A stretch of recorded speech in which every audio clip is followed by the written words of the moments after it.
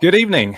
We're back. I think it's cricket season. I don't know why I'm here. I was enjoying my holiday, and then I kept getting messages from people saying, "Oh, when are you going to do a pod? We need some help because we suck at FPL." So here we are, the last resort, the place that you come to when you're really desperate, and there are no above average pods left, no wire, nothing like that. You're stuck with us, basically. Danny, how are you? Long time no see. I know. Yeah, I'm good. Thanks, mate. Well, we had a chat last week, didn't we? But we've both been holidaying at separate times, pretty much. It's in secret. We've got the public can't believe that we talk and that we're friends outside of this. They have to believe this is professional. Yeah. No, it's felt like ages, hasn't it? I mean, what was it, like 2-3 months since we did the pod with Alan? And yeah, we're a bit late. We're a bit late, aren't we? So I don't really know. I didn't know what to call it today, and what we don't really know what we're talking about. We're just going to freestyle it as usual. And yeah. But no, it's good. It's good to be back. It's a bit weird. I mean, if the general public, you know who you are, could sort of believe that FPL launched yesterday and that we're actually really rapid, we're back on the scene, and that we're ahead of all these sort of Raptory Harry types who are much more professional than us, then that would be terrific. So, the game's just launched. How exciting! We're here. So just believe that would be terrific. I'll say a quick hello to there's a few regulars in the chat, and then we'll dive into what we're talking about today. Very much a chance for us to talk through our views on all things game changes, the best players, the best teams, etc.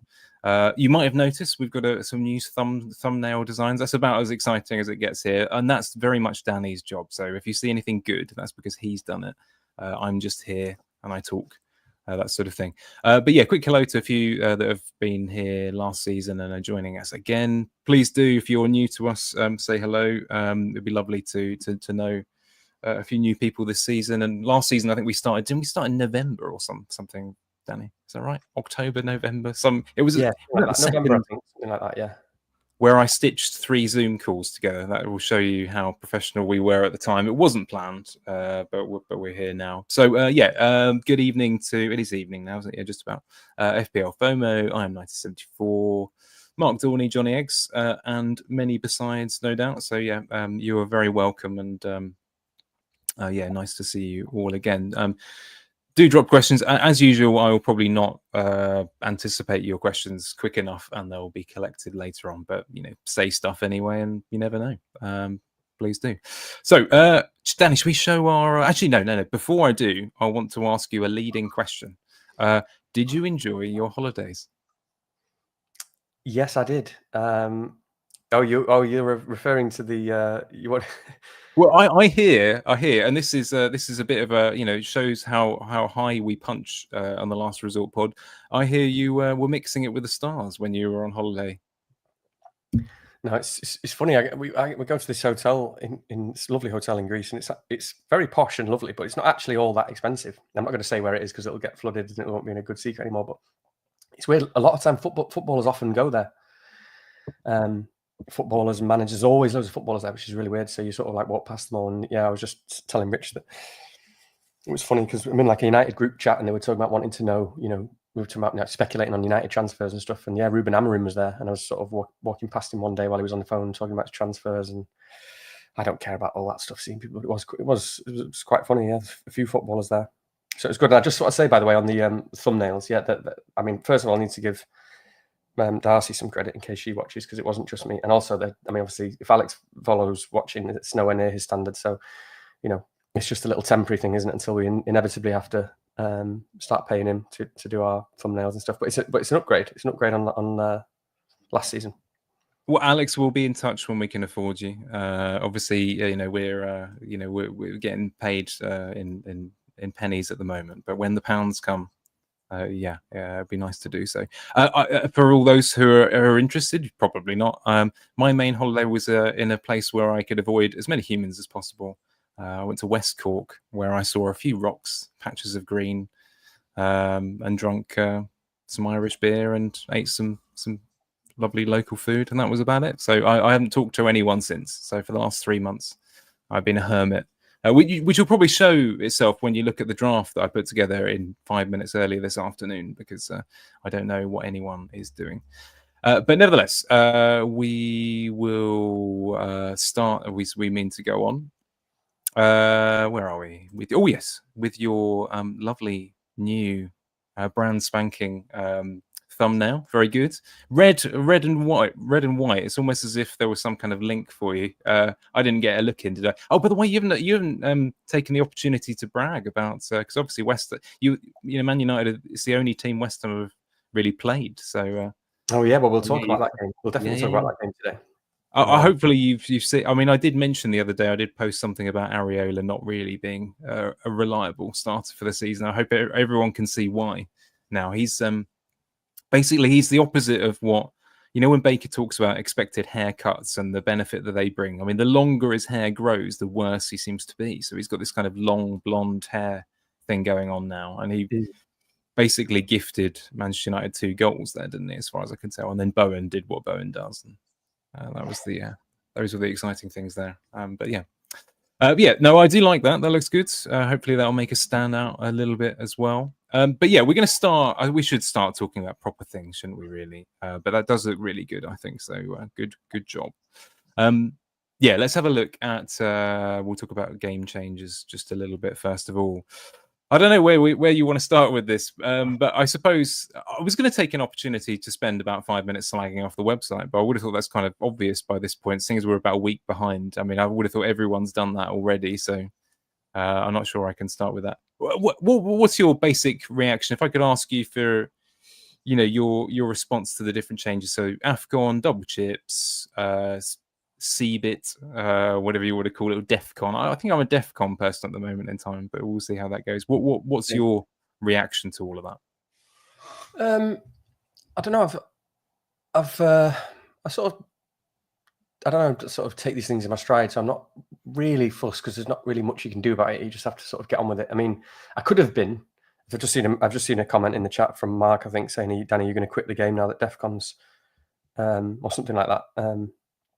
And he's right to ask that question, because I think it could have been a lot worse. But it's kind of strange trying to process it at the moment, because we've got this kind of weird contrast to me at the moment between, on the one side, the game all of a sudden feels quite organized and quite kind of, it's kind of black and white and a bit more statistical. And, this DEFCON stuff and CBIT stuff, and it definitely involves kind of looking at more stats, and it's all tabulated. And, I think that's I'll talk about that in a second, I suppose. But on the one side, we've got that feeling very organized. We've also got what feels like very sensible pricing all around. Which is, I'm not sure how I feel about that yet. I mean, it's good. It is good. You don't want terrible pricing, but we had pretty good pricing last year. Very sensible pricing. I think it remains to be seen, like what real impact that has on the game in terms of variation of players and structure and what you can do and what you can't. But it's all very sensible. And then on the other side, contrast that with just kind of pure chaos thrown in at the same time, where it's almost like in an effort to kind of mitigate the organization of it and the kind of, I suppose it's also how amenable it is to models and to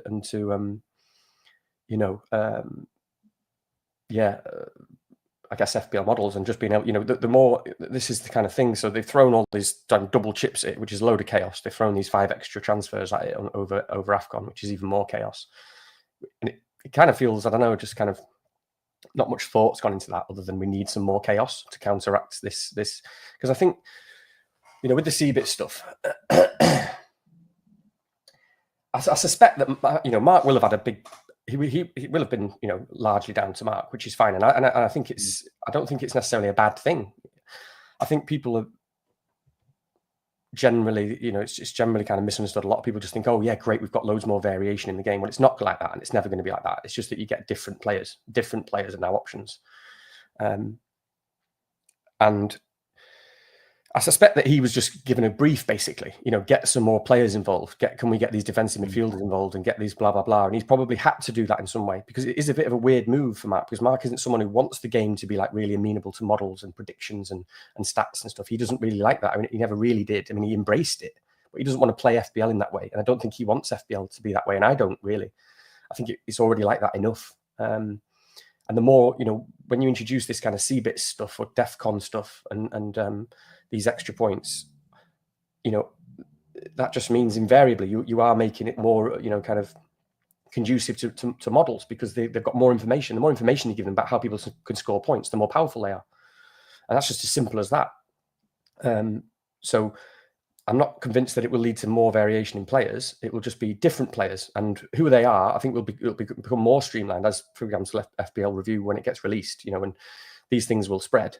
But I think Mark probably knows that. So this whole thing with like the 2-point limit, I think is pretty good, because it kind of stops that. It doesn't really matter all that much. There will be a bit more. It's not all that relevant for most players. Most of the way you play the game isn't really going to change. I personally am not particularly interested in defensive midfielders or that fifth midfielder spot. Some people might be, and that's absolutely fine, because people play the game different ways. I'm not really. So it doesn't really change anything for me in terms of the front 8, which is significant. It definitely changes the defenders that are in play, because it's weird, because they're also pretty cheap, aren't they? The most expensive is 6 million. And now we've got defenders who could regularly, or at least reasonably regularly, be getting 11-point clean sheets, which is massive. And that is the bit that will be a little bit more kind of, the models will be able to work that out better. So I think Mark knows that. So he's probably done what he's had to do. He's been told to do, and he's kind of made it look like he has achieved that, and he's probably pleased people in that sense. And everyone's going, yeah, well, I love it. It's great. We've got all these new players, but really, it's not actually. He's capped it at 2 points, which brilliant. Because if it had been any more than that, if it had been the sort of potential to, it's anything like Sky, and the game is over. Just over as far as I'm concerned. Sky was a decent game on the side, and it was a completely different sort of game. But it was very, very predictable and kind of easy to play, to be quite honest. Without models, without FPL review. I mean, I played 2 seasons Sky. I think I finished 50th and 82nd, and I forgot about my team about 3 weeks. I'm not being funny. I'm not saying I could have won the game, but it's a pretty straightforward game. And people know the players a bit. You need a Rodri, you need a Van Dijk, and these guys who get pass completions and tackles and defensive points and all that sort of stuff. So I think Mark has probably. I say just Mark. It's not all Mark, I'm sure, but I think it probably is. These guys who run the game for the last 20 years, they haven't got a clue. They haven't got a clue about, for example, FPL review and models and what's going on behind the scenes and what the implications would be of those kind of things in Sky, and that it would ruin what the beauty of the game was, which was its simplicity and the kind of ability to just pick players that you just think might score or might get a goal. That pick your Jesse Lingards, for example. You just never know what's going to happen. It's kind of the beauty of the game. They don't know about all that. Mark does. So maybe he's kind of saved us in that sense. Maybe he's saved us from what would have happened if inevitably in the next 2 or 3 years we might have had disastrous years where they tried to do all this sort of stuff and properly wrecked it. That would have been devastating if we'd have had seasons where you just need to just pretty much follow models pretty much, because it gets to a point where it would be illogical or suboptimal to do anything else. So maybe he saved us in a sense, but yeah, it does seem that he's kind of responded to that at the same time and just been like, right, we're also going to have double chips, which is pretty mad. I mean, like I say, it lacks a little bit of creativity. They're just the same chips, but it does make it awfully swingy. It makes it more difficult for models because it's much more difficult to kind of plan solves and paths, I suppose, than it is just to pick players and points. And there's so much dependent on when you use the chips now and all that sort of stuff. But I know I'm rambling on a second. I'll stop in a second. But I'm not really. It's going to be interesting to see what implications that has and how that how that works, because this general idea that it gets more people involved, it's more fun. I'm not sure if it is more fun, to be honest, because for anyone, even for the casuals, because it's going to introduce a lot of pain.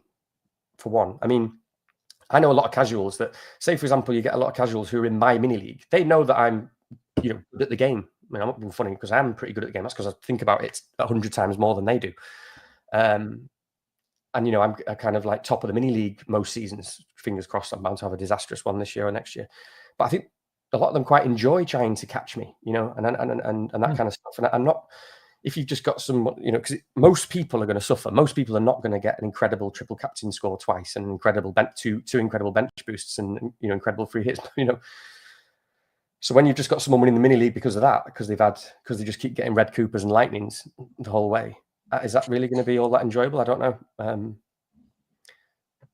But yeah, so that's my general point is that I'm still trying to process it all, but it does feel, you can see that kind of contrast, can't you, between this kind of chaos and organization, and it's strange, and I think it will definitely evolve the next few seasons, and it won't look like this next season. It's the first step.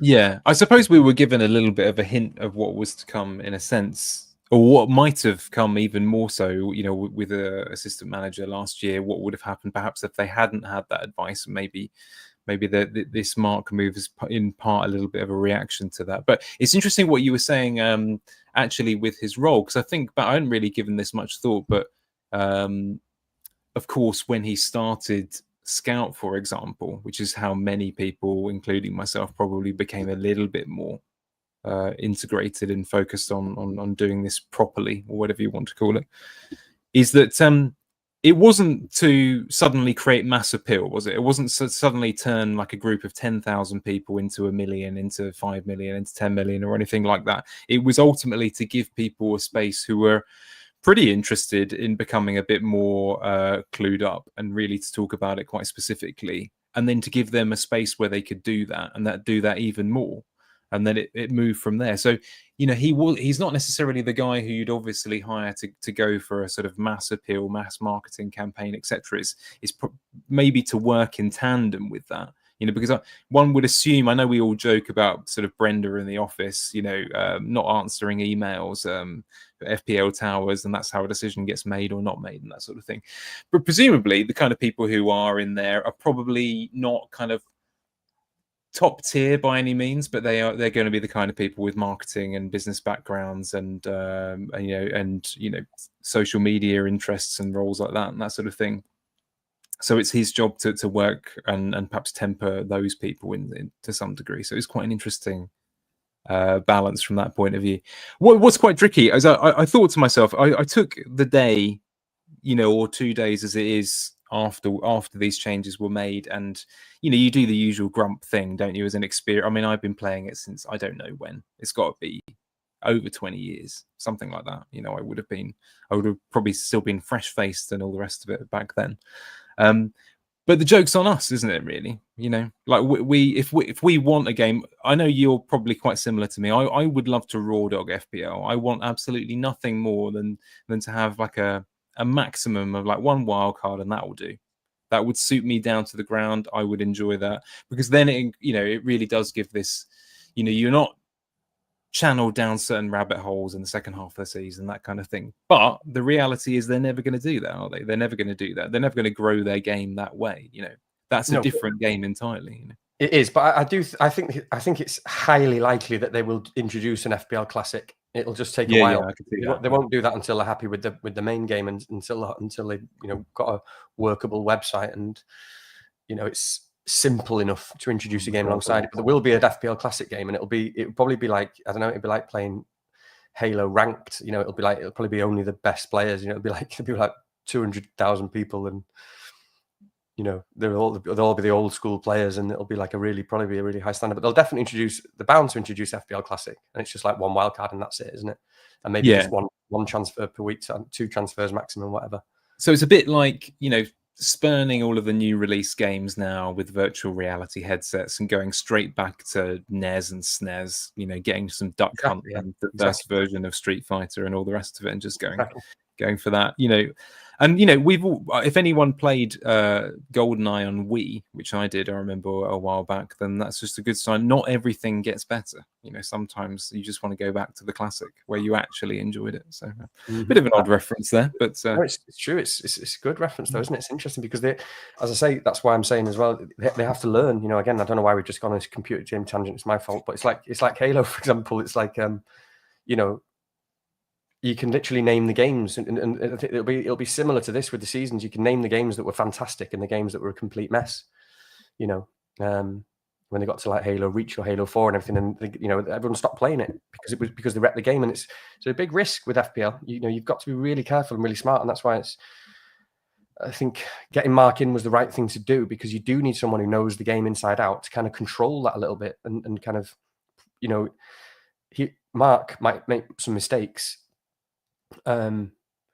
but he will control it so that the game isn't wrecked, so that we might make little mistakes, but we'll learn from them. We'll learn a lot this season about this DEFCON and about the bonus system and about penalties and not getting as many points, and and whether we should ever give 5 transfers again to all this sort of stuff. But it's not, none of it's terminal. It doesn't feel terminal, which is so that's the kind of relief.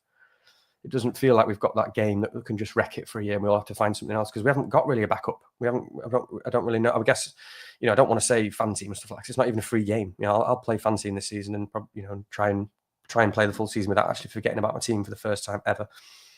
But we don't have a backup, so yeah, there's probably there's a market there for that. Actually, people are probably starting to think about that. So yeah. Interesting. Are you did you want to say something about the transfers or the chips or something? Have the chips annoyed you or something? Oh well, I mean, I think it's probably obvious from my raw dog comment, kind of generally how I feel about it. I think what's really interesting, by the way, is that I try and do a bit of due diligence, so to speak, and speak to people who are not in our kind of little bubble and think about this every day, and the kind of people that play in the work mini leagues and that sort of thing. And what's interesting so far is they don't really like it either, which I think is really interesting, is that it's funny how how everyone assumes that they're not a casual, if you know what I mean. So you will talk to the guy in the work mini league and he'll be like, I think these changes are just for casuals, to be honest with you. It's pretty upsetting. It's not really my game. I might quit FPL. It's all this kind of stuff. So it is a bit odd. Yeah. But yeah, on the whole, the reaction has been, I think it seems to be fairly consistent across most people now, doesn't it? AFCON, that was just silly. I think everyone agrees more or less on that. Assists, that was good. We don't mind that. Ultimately encourages you just to pick attacking players and they'll get probably more returns than they did before, as long as they're doing the right things. So no issues with that and that rest of it. I think the debatable one is is DEFCON, isn't it? And for some people, they like the idea of what is it? I'm sure someone said this on a pod already this summer, but 9 weeks out of 37 or whatever it is that you'll be using a chip of some sort, of some kind. So something along those lines, which seems kind of ludicrous to me, but nevertheless, we are where we are, and we're going to play it, aren't we? So this is the thing.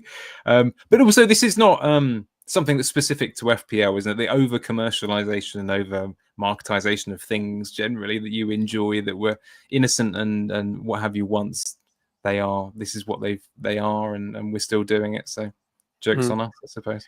It's funny though, isn't it? Because I don't know, it is going to be fascinating to see how it plays out, because I'm trying to think of people like my brother or most people in my mini league. I mean, I guess your typical mini league now, a hell of a lot of them, maybe, I don't know, half, I don't know. I know that doesn't make sense. Depends on the mini league and how big it is and stuff. But a lot of people obviously listen to content. So they're going to be, I'm just thinking about, there's an awful lot of people, a huge number of people that go into game week 1. They're not going to know about your Murillos and the fact that Tarkowski is now potentially one of the best defenders in the game. And I know they'll see the difference in prices, but there could be a lot of people going, pretty pissed off when they're suddenly looking at the top of the league, going, "Oh, right, he's got all these centre backs that are getting 11-point clean sheets every week, and I'm stuck here with Kyle Walker-Peters or whatever his name is, and all bloody Sunderland. I don't know. I've forgotten his name now. Trying to pick some sneaky 4.5 attacking fullback and getting no points every week. There could be a lot of people pretty pissed off about that. Suddenly you need to change your whole team. Yeah, so this is the contrast, the C-bit stuff. You need to be in the know. You need to have access to the stats or the models or content. And if you don't, you're going to be struggling a bit. Yeah, actually, that might be a good place for us to start when it comes to this, because I think this is the one that demands that we think about it the most. I know that models are quickly catching up to how one picks apart C-bit DEFCON, whatever you want to call it. By the way, we're already assuming that everyone knows what we're talking about. I was just thinking to myself, like, the problem is, okay, so for viewers who have been here before, I suppose in a way we're at the kind of evolutionary status of our pod where we kind of assume that anyone who's found us exactly. There are no casuals here. He's probably a minimum of been playing for about 5 years, which is exactly. Quite a niche group of people. So, you are very exciting types. Although maybe our new thumbnail attracts some casuals. Who knows? Maybe it does. Maybe the algorithm. Maybe we get all sorts of people. We're going to have loads of comments going, "What the hell is Seabit, arseholes?" And we got some advice on this, but Danny, I have to congratulate you on that. It is sufficiently slutty, which is the word I think that we've been looking to use here. If you don't think it fits with our sort of, jazz fly by the seat of our pants kind of persona, we're trying to get better. So it's our slutty change. So let's start with. I'm trying to use big bold screens for this, just because the ones that will follow are very kind of compartmentalized and very broken down. So, I mean, what's one thing that's quite good, I have to say, is that generally, you're probably like me on this one. I really like to, as a natural coward, I like to try and go quite, for the people who have ultimately got the most routes and avenues to points. So for someone like a Tarkowski, who's on the left of the screen there, in a way it's a little bit of a joy, because you get to back someone who is just very, very involved, someone who is good in both boxes, someone who is all action, someone who's involved and that sort of thing. So there's a little bit of me that's sort of relieved for one or two of these centre backs, because I mean, I'm not saying no one should pick Gabriel or Saliba or whatever it might be, but it does feel a little bit more racy now, just to go with the guy who's always involved on some level. So what are your thoughts? So you've already stated that the midfielder side of things doesn't really interest you greatly. So you're not one of these people that's... I see every other team that I've looked at, so I haven't looked at much, is very Elliot Anderson friendly. So you're not one of those. No, not particularly. It's not like I think he's a bad pick or anything like that. It's just, again, it's about your style of play, isn't it? And I'm sure it could easily, these sort of things, be optimal and whatever and whatnot. In terms of spreading your cash and having a full 15 and wanting that fifth midfielder, that's absolutely fine. A lot of people play like that. I personally don't tend to play like that game week 1. Depends on the players available and what I want, but I don't tend to play like that. So I think we'll probably talk about more when we talk about drafts and stuff, won't we? Get into more detail about that sort of stuff. But I mean, you're right. It is interesting with defenders, because whilst the pool has been kind of closed a little bit, it's also opened up in other areas. And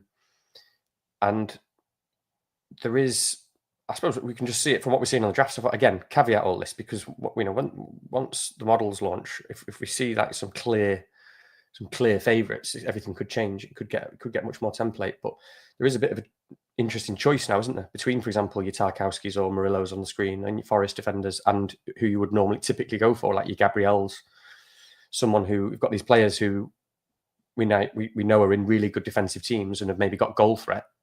So Cucurella, for example, or Gabriel, and who aren't looking that great from the DEFCON point of view. And you've got to make that choice, really. Which one do you want to go for? Do you want to? And that is quite interesting, I suppose. I feel like it's made defenders significantly more powerful, really. Yep. In short, which means, I mean, I'm kind of 50-50 at the moment, but my drafts are switching between, for example, 4 at the back and not 4 at the back, depending on what and that's never really happened before game week 1. Do you know, I'm really glad that you said that. It really is only the absence of a couple of being sure about a 7th and 8th attacker of sufficiently low budget that stopped that, because I keep coming back to this idea that I really like the idea of the option of 4 at the back. I think. I think people initially tinkered with it and are already moving away from it, starting to make peace with, as I said, this kind of Elliot Anderson type spot in midfield. But I have a feeling that will go away again. I would prefer a 4-4-2 kind of approach than that, for example. Yeah, and same, to be honest. And I think if again, I think I don't want to get into too much detail without looking at drafts.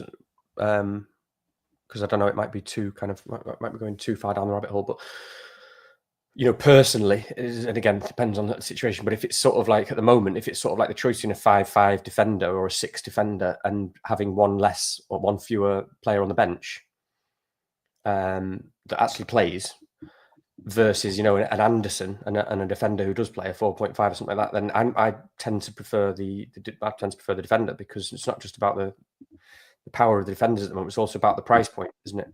One of the things with these defensive midfielders is, okay, for me personally, is there's not really anywhere to go. What am I doing with that position? If I'm not playing them, it's a lot. This is the interesting thing about the pricing as well with defensive contribution. How do you price them right? I think it's very difficult. I think even five would have made it more interesting, and I still might not have gone there, because you've got to squeeze every penny out. It depends what you want to do. It depends how you play with those price points and flexibility. But 5.5 is quite significant, because if you do have a strong squad, if you've got, for example, an Anderson, if you've got 15 players and one of them's Anderson, for example, or Caicedo, how often are they even going to be the first sub over a defender, for example, that plays on the bench? I don't know, or if you've got a third striker or something like that. So you've essentially got to look at that as it's £1 million to have this player that's probably going to be on your bench. It would be on my bench, but that doesn't mean that's not black and white. So some people are getting annoyed. It might facilitate a lot. You might have them in your 11 so that you can afford a Salah and a Haaland or something like that, or also afford better players, and that's absolutely fine, because they could be great just to play every game. I don't know how much someone like Rodri is, but maybe that's up to 6.5. Maybe that's going up a bit now. But it's weird, isn't it? This sort of midfield bracket. So it's a lot. In short, that's a lot of money if you want to leave it on your bench, when you could have a 4.5, even if they don't play. It's £1 million is a lot of money. So, and obviously, week one, especially so, when you want to get on the price rises, you want to be able to. You need to be flexible. If you've got a 5.5 sitting there that's just going to sit there, not only have you got £1 million sitting there, but you've also got £1 million that isn't in a player that allows you to move, that money around and make transfers for more expensive players, or players that are going up in price.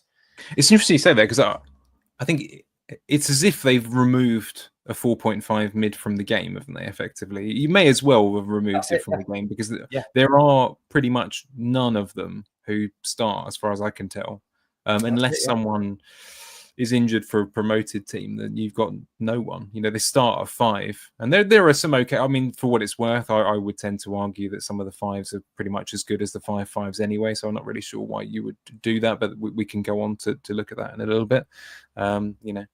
But yeah, let's have a look at actually a couple of slides that are quite interesting on this.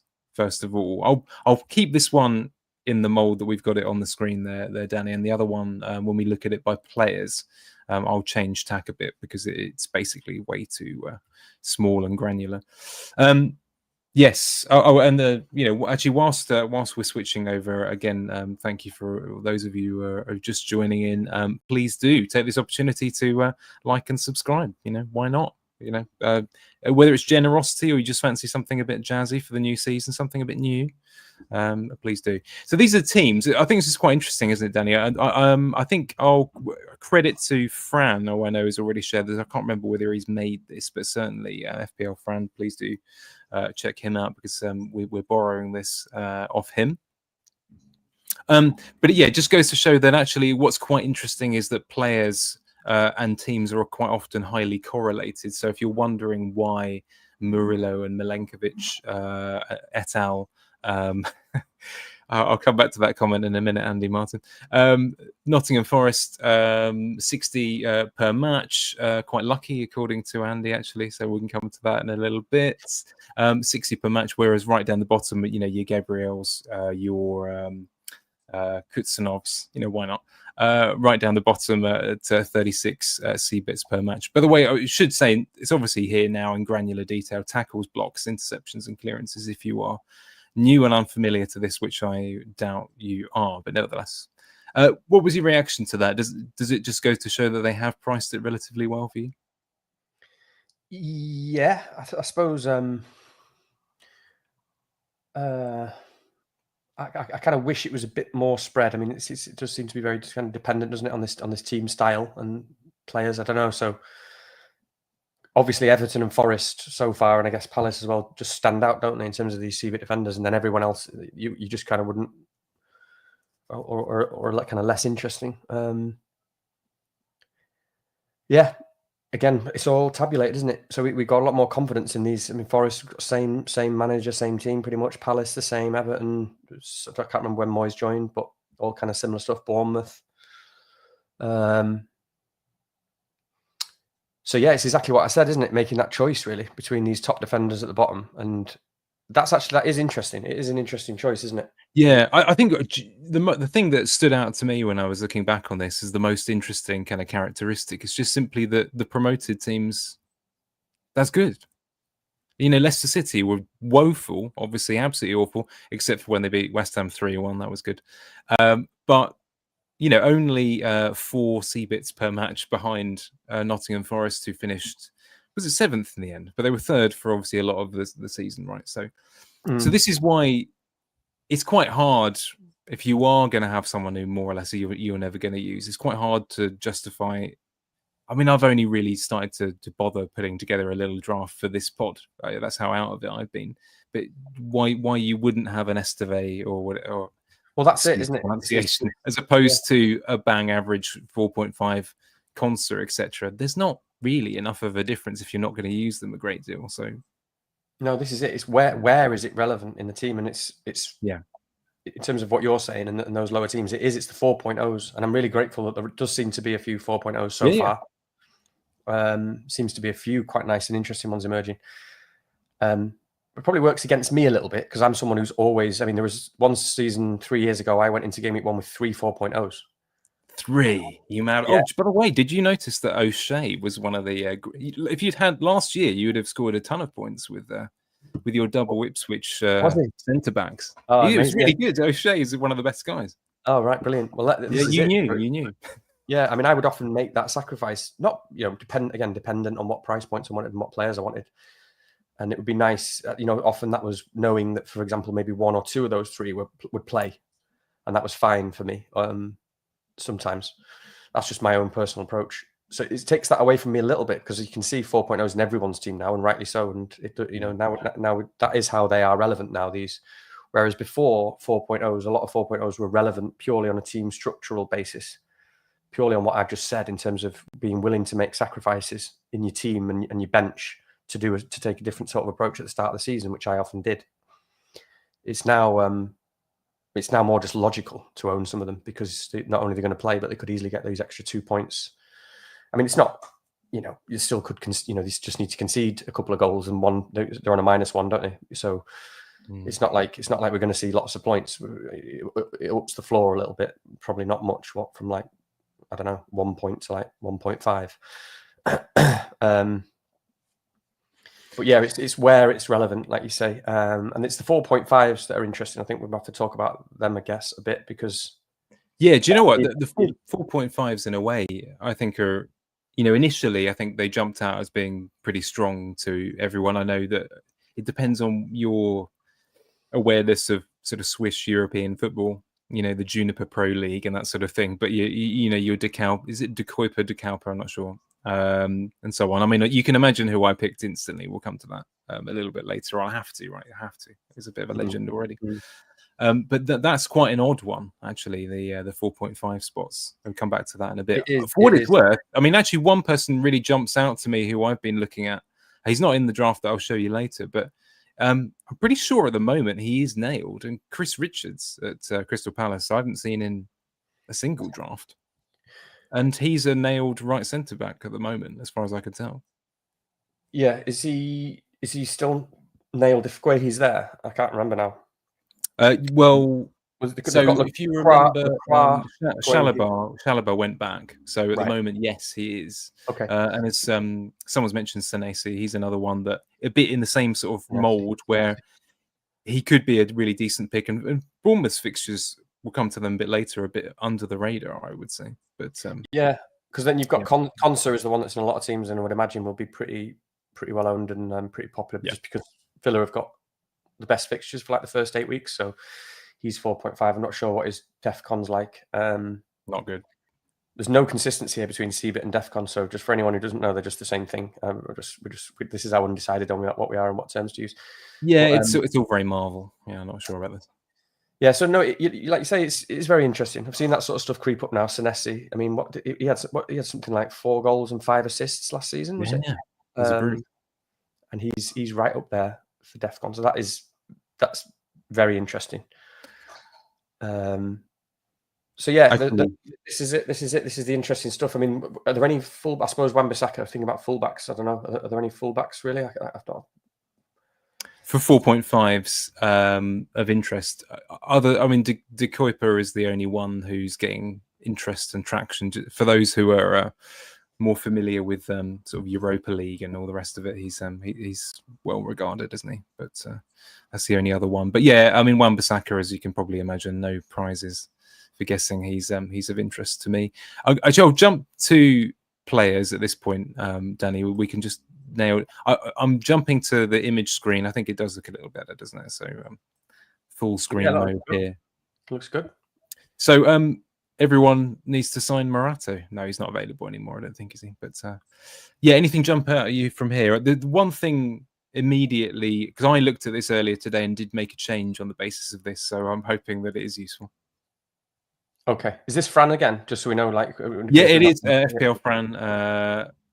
Yeah, thank you very much. Unwittingly, because I didn't ask, but apologies, and we're sending some followers your way.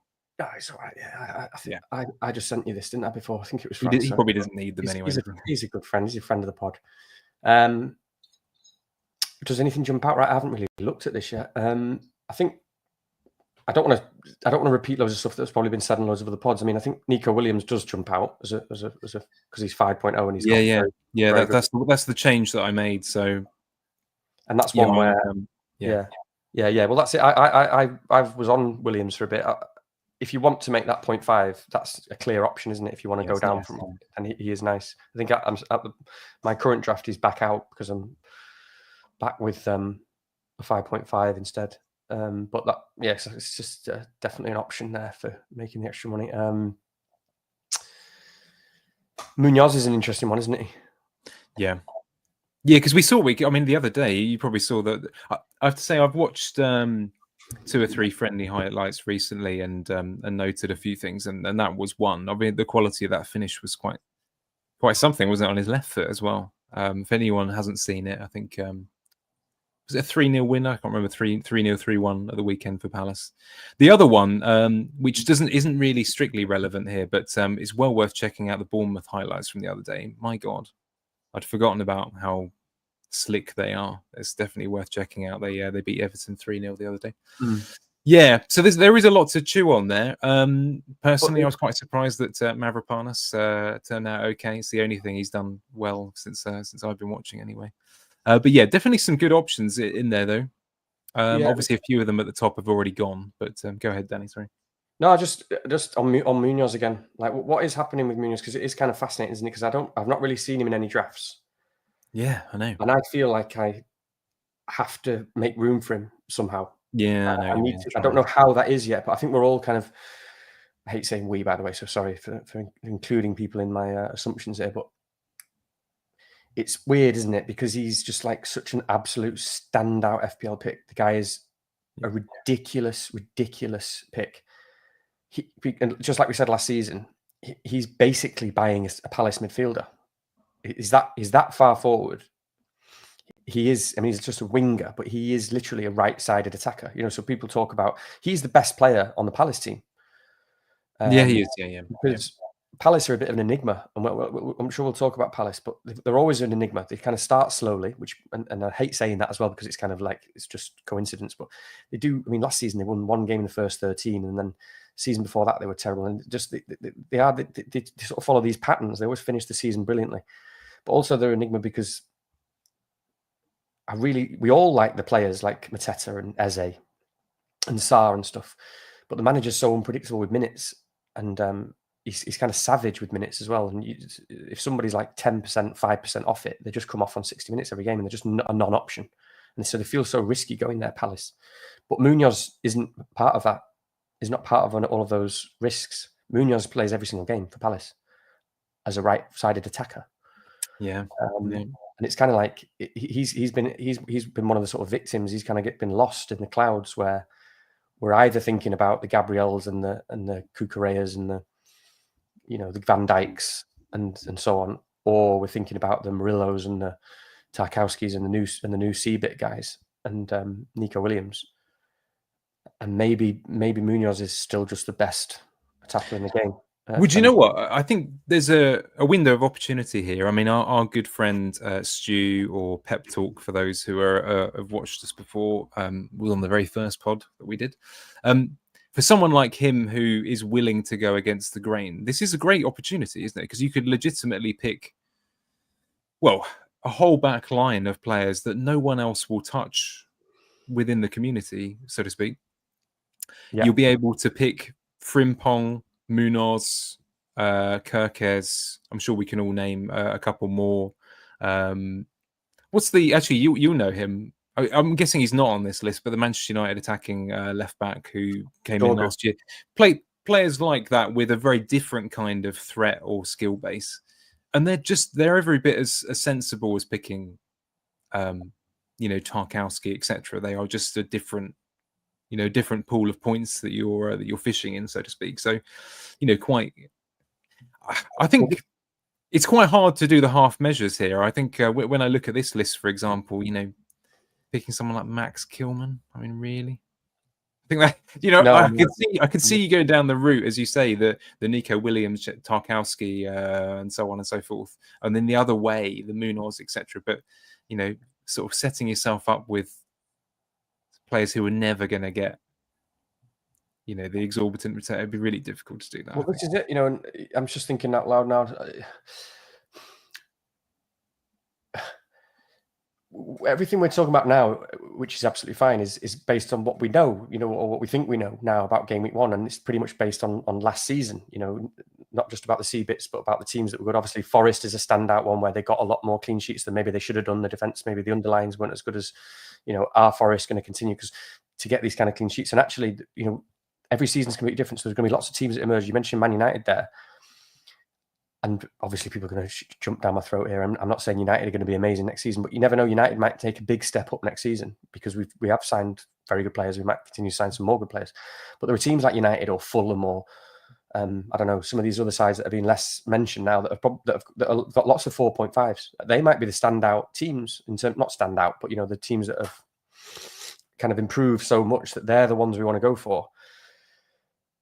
In other words, the landscape of defenders could change quite dramatically in the first few weeks. And you've got people saying, oh, I'm already planning my wild card in game week 13. Well, fine. But you might be going in with a Tarkowski and a Murillo and all these defenders that you had heavy bets on at the start of the season because they got lots of C-bit and they got some clean sheets last season. They got good fixtures. They could have no clean sheets after 10 very easily. And they could all be much worse teams and suddenly you want a whole new defense because you thought you knew more than you did. And all these tables and this makes us probably feel like we know more than we do. And actually that lends itself to thinking about those guys actually that are more reliable, like Gabriel's, and where we really know those defenses are the best defenses in the league. Gabriel, and whether it's a City defender or a Chelsea defender, there is a lot more certainty there in terms of what you're getting and how long that could last. I'm just thinking out loud now for the first time, in terms of being able to hold that wild card. Yeah, an awful lot could change, couldn't it? I can't remember what else I was going to say there, but there we are. Actually, this wasn't necessarily the one I was going to move to next, but I'll just quickly touch on it because I know that we're not doing a big bit on it, but I just wanted to throw it out there, a very quick table. This is a scout table on the midfielders. Now, there is a big name that isn't on this list that will come into play later just because he's all round so strong in every area, which is, of course, the man on our thumbnail, Bruno. But just for confirmation, then you're not, in your drafting so far, limited time as it is, you're not especially interested in plugging a few gaps with these reliable 1 or 2 extra point 5-5-5 midfielders? Not at the moment, no. That could change. I don't know. That could easily change. Sorry. But no, I've not had any of them. I've not had any of them in my team at the moment. I think Anderson probably is the standout, I guess, isn't he?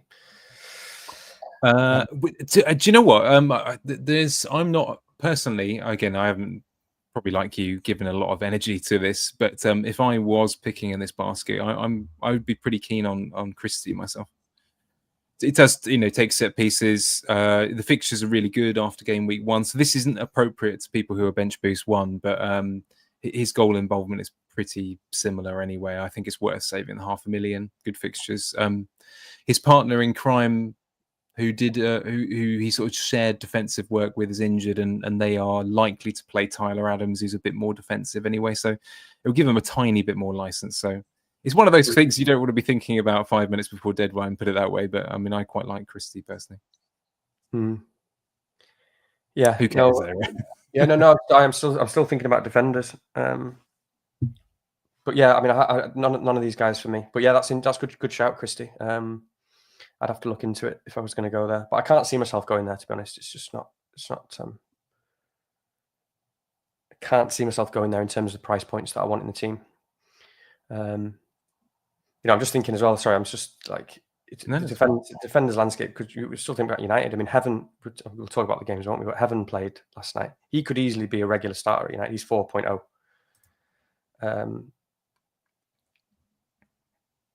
These sort of guys emerging just changes everything, doesn't it, in terms of these guys that we want to pick and whatnot. But anyway, no, go on. You go. Yeah, well, actually, what we've done, I mean, later on, we're just going to look at one draft, which I threw together in a bit of a hash. I hadn't actually logged into the website since game day, but I've put together, and I just picked kind of my favorite player in each price point across the defense. That's kind of how it is. So actually, it's be quite interesting to talk that through a little bit later on. Something's loading, by the way, which is why I'm dithering just a touch here. But I see, right. No, that's fine. There we go. Don't know why Bruno's on the screen. We'll come back to him in a bit. But there's always a good opportunity to put Bruno on the screen, isn't there? Anyway. Yeah. Just to talk through by teams, what we'll do, we'll just spend a little bit of time now, perhaps a couple of minutes on each team, just for us to pick out kind of where our head is at with the team. Are you interested in them? Is there anyone from them who's a bit of a lock? Is there someone that you really want to watch in pre-season to affect your decisions and that sort of thing? We can touch on fixtures a bit, but ultimately I think we just do it this way. I like a nice simple screen personally. So if you're into flashy graphics, stay here for a bit and then go and find it afterwards.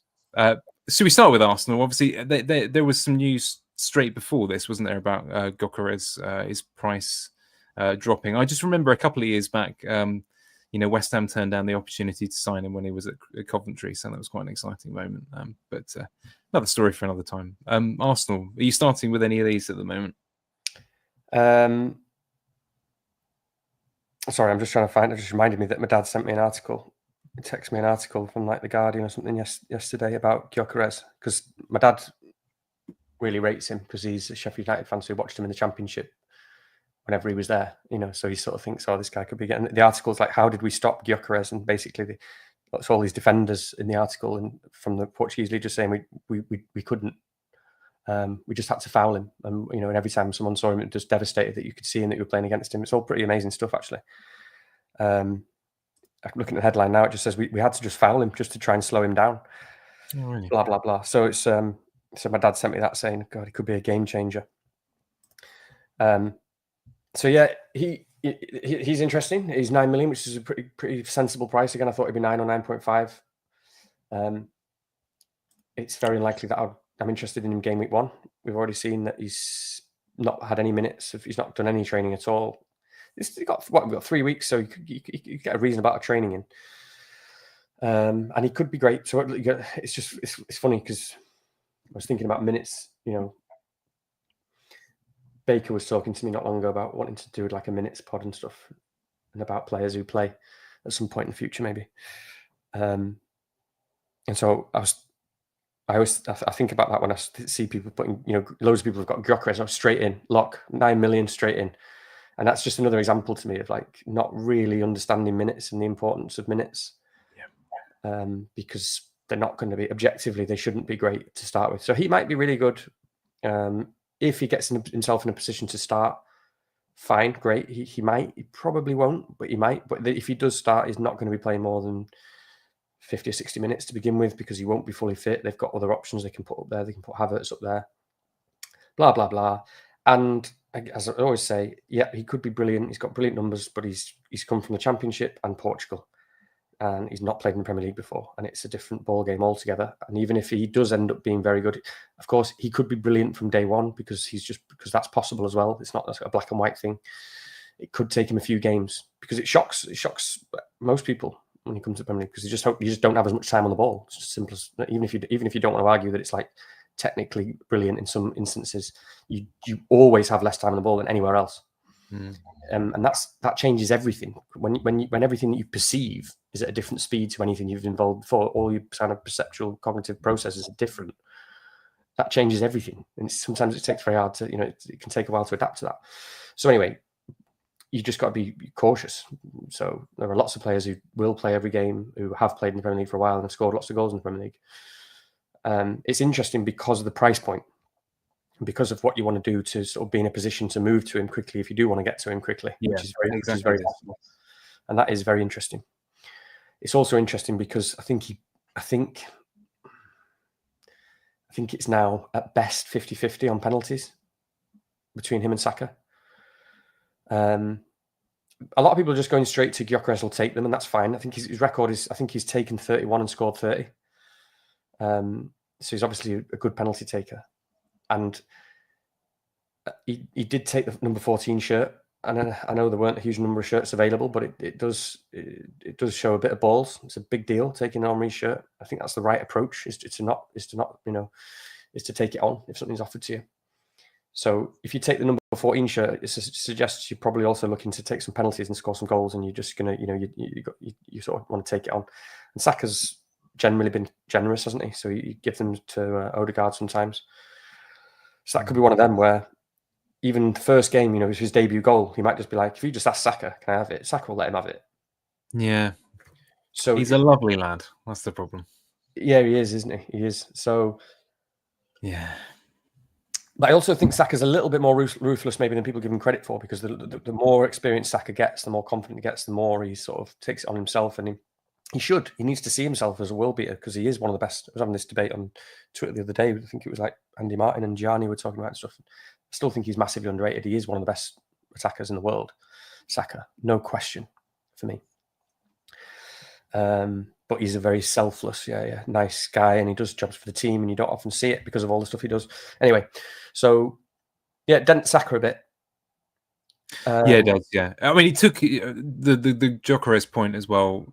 I know everyone probably knows this by now, but the proportion of his goals in Portugal, or last season rather, that were penalties is so high as well. I mean, it really is a standout. I can't remember how many, but it's well into the double figures, isn't it? Were penalties. So that has to be noted on two counts, really. One, dent Saka. Two, high likelihood he takes them in the long run at least, and then finally that that is a big source of his goals, and he's yet to be proven in the Premier League. So I think it's legitimate to take it on initially anyway.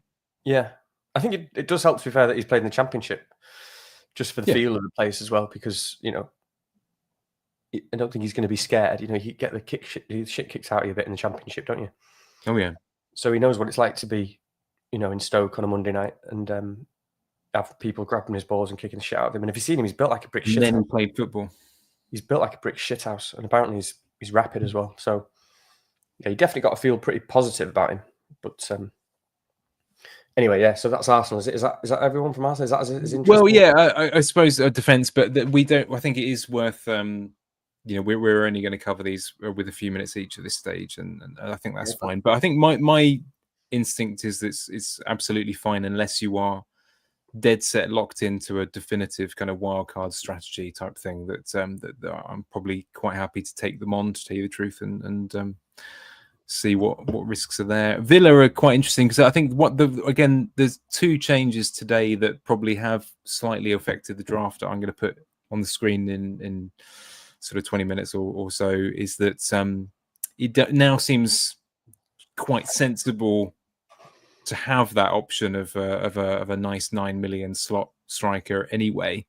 When I already had it in there, but it just sort of locks it in a little bit more. But it's been ages since I've had Ollie. I know that there are lots of reasons not to pick him. His name's still in the press. There's links to Manchester United, which I think probably would make me immediately not want to pick him just because you don't know, do you, what the scenario is there, how long it's going to take to bed in, and the rest of it. I know that would be different for you probably.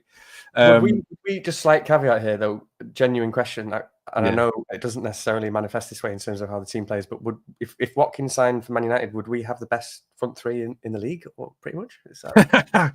Oh God, what horrible! I mean, I guess it depends on the Isak situation, right? But with Liverpool, it's a debate, isn't it? Yeah, I know. Brian versus whoever they're going to play on the left, Gakpo or Ekitike or what have you. Yeah, I suppose Cunha versus the left. But anyway, yeah, it would be pretty amazing. But yes, yeah, no, fair enough. I know, good for you. I'm pleased. Do you know who we've signed so far? You probably do, don't you? Kyle Walker-Peters and what's his name? El Hadji Malik Diouf, who, by the way, I will talk about later because he is quite interesting. Not for now, probably, but later on. And rumours of Callum Wilson at the end of the window.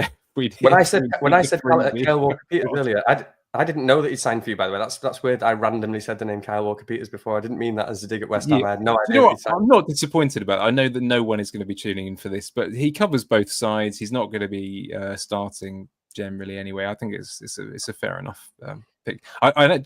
Although there is another Southampton player I'd quite like to sign with Fernandes, but we'll come to that later on. Sevilla, yeah, I'm pretty interested in starting with one of the attackers. I'm not quite sure that I would say that it's locked in. Sirens, first one of the season. Let that pass. I haven't done anything wrong. So he's interesting to me, but that's where I would stop. I'm not.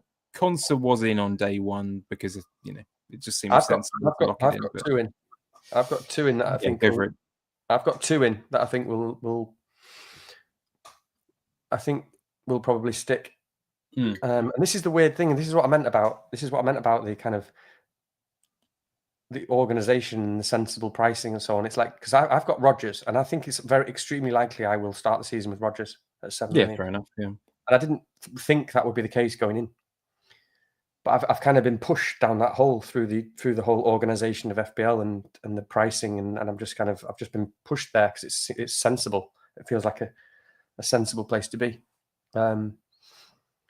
Well, do you know what? I'm gonna do a quick hot take so that people in the chat can berate me for it. But just have a moment to think about this. I know there is 500,000 between them, so don't get angry. But if you are picking between Kudus, who I'm seeing in so many teams, as a West Ham fan, I'm struggling with this, against Rodgers, it seems like a really easy decision to me.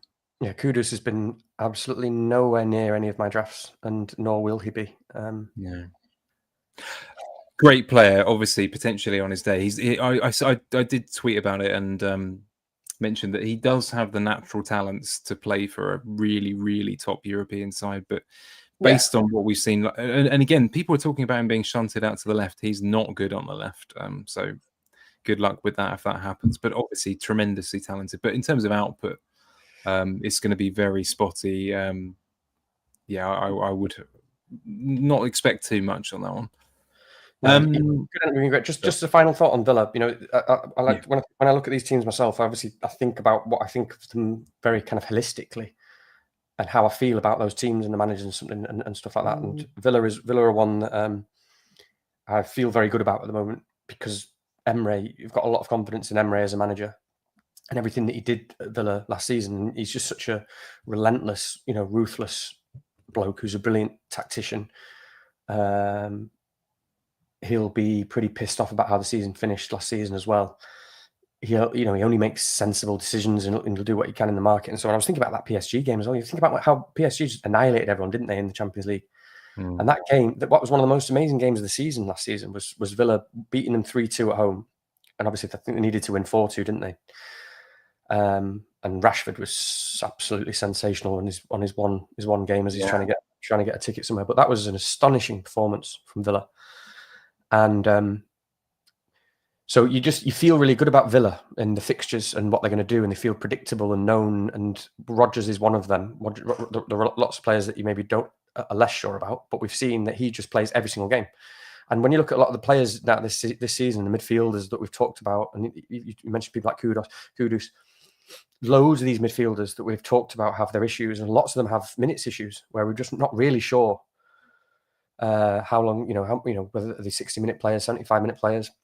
And Rodgers is one of the few that is not only a very good player, but he's just 90 minutes every single game. And I like that a lot. So you're getting a 90-minute guy who's a very good player, probably only going to get better playing as one of the attackers in a team that I feel very good about, and they've got very good fixtures. Yeah, like that. Say, Watkins will be a blow for them if they do lose. It'll be a blow for that whole attack. I don't know what they'll do instead. But last thing, they might get Jackson. And Jackson is a downgrade on Watkins. But he's also, Watkins is what, 29 or 30 or something. And and Jackson's 6 million in this, isn't he? About 25 or something. And he's a very good player. I mean, I know he's not very good. Not the best goal scorer and finisher, but he's a fantastic player. So I think that'd be a pretty good signing, actually. Could do a lot worse than get Jackson to replace him. So nice. I feel good about Villa. Yeah, no, good stuff. Before I talk about Bournemouth, my finger slipped. Sorry, apologies there. Oh, damn it! That button, it's so big. That button, it's so big, isn't it? It's those apologies for that. Sausage fingers. Another one. Damn it! Like and subscribe whilst you're at it. So Bournemouth. Thank you for everybody. All these lovely comments. This is why we appreciate your company. Where was I? I got lost in all the praise. Bournemouth. I'm low key quite hot on them. There's someone who. I'll be honest with you. Like I said, I've only really looked at it today because I thought, okay, well, we're doing this. I better actually take it seriously, and put a little draft together. But yeah, one person. I know. I'm getting distracted. It's all the nice comments. I'm a sucker for praise. But yeah, I've got a couple in at the moment because I think Christie, if I have to go for one of these budget chaps, would be in there. But I'm very happy to downgrade that if anyone comes up. But yeah, I like Evan Nilsson. I haven't seen him in many. I haven't really been looking in drafts too much, but I don't think I've seen him in ones that have been. Yeah, I quite like him. Focal's just come in the chat and said the exact same thing, just as you, literally the same second you said it. No, it's interesting, isn't it? Because again, it's another one of these players that we're not seeing mentioned anywhere, which is really kind of mysterious. There's so many players that we can't explain why. It's this kind of human error thing, isn't it? This kind of bias of certain players have just disappeared from our thinking. A big thing is their first game of the season, but I do want to look at the fixtures a bit more in terms of after that, because people are always put off by that first game. But yeah, I mean, Semenyo is the one he goes up a bit game week one, doesn't he? Compared to like your Kluivert or something, because Kluivert, we still see him as quite a streaky player who we want to see. We want to see that he's fit and up for it, because there was a period last season where he was absolutely sensational, and to me, he just looked like the absolute standout pick, Kluivert. I remember it was that week where I think it was it like the week before the big doubles in like 24. I moved really early. Do you remember? And Kluivert was like 5.6 or something, and he was rocketing. Yeah, he was rocketing in price. I think about a week later, he was like 6.1. Yeah, he was. Yeah, not that many times, but I was so sure in my mind. I only got a few extra points out of it in the end, but I was so sure that he was the one I wanted because of just watching him was unbelievable. And yeah, he's on penalties. But Semenyo does go up a little bit in that regard because he's the one you feel confident about the minutes, and he's just such a quality player. I don't think you're not going to worry about him. Yeah, so I do quite like Semenyo. What is he? 7? Is he 7?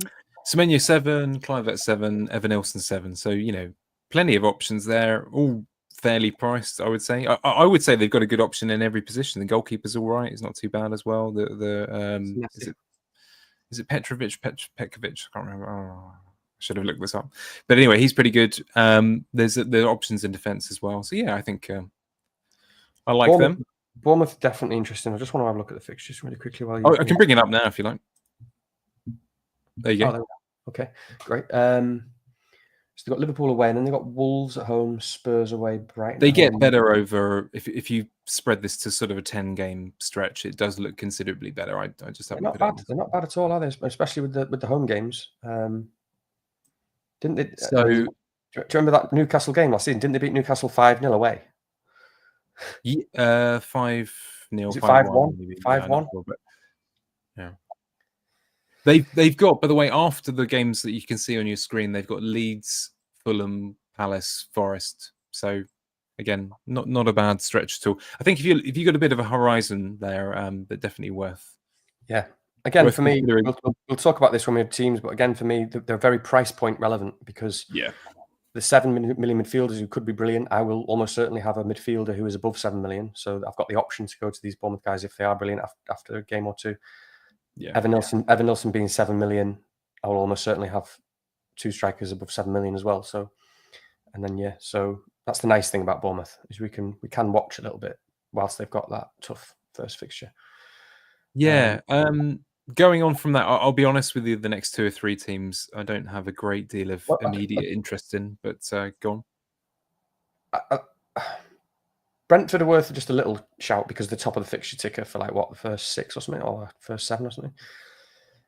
So lots of people will have Kelleher, the goalkeeper, 4.5. Yeah. Actually, yeah, he might be in this draft. I'm going to show you. I can't remember. Yeah. I think he's in my current draft. But anyway, no, Brentford are interesting. I think it's worth saying. I've been thinking about them because people are saying, they're going to go down. I don't think they're going to go down. I think they're too good. They've still got lots of very good players, despite losing Boomo and the manager and Norgard, and even if they lose Wisser, got some great players. And I was watching the other day, and Sharda's still very good on the left. They've got Thiago up front, who's 6 million, by the way, who looked very good. Again, he's a little bit. We haven't seen much of him. I think he was injured for a lot last season, but he's a big unit and he's a very good player. And he's massive, isn't he? Yeah. He was signed to replace Ivan Toney, and Brentford have always been very shrewd in the market. These are the guys who signed Ollie Watkins, and then they sold Ollie Watkins, and then they replaced him with Ivan Toney, and then they've been so good at bringing these players through. Boomo, Sharda, Wisser.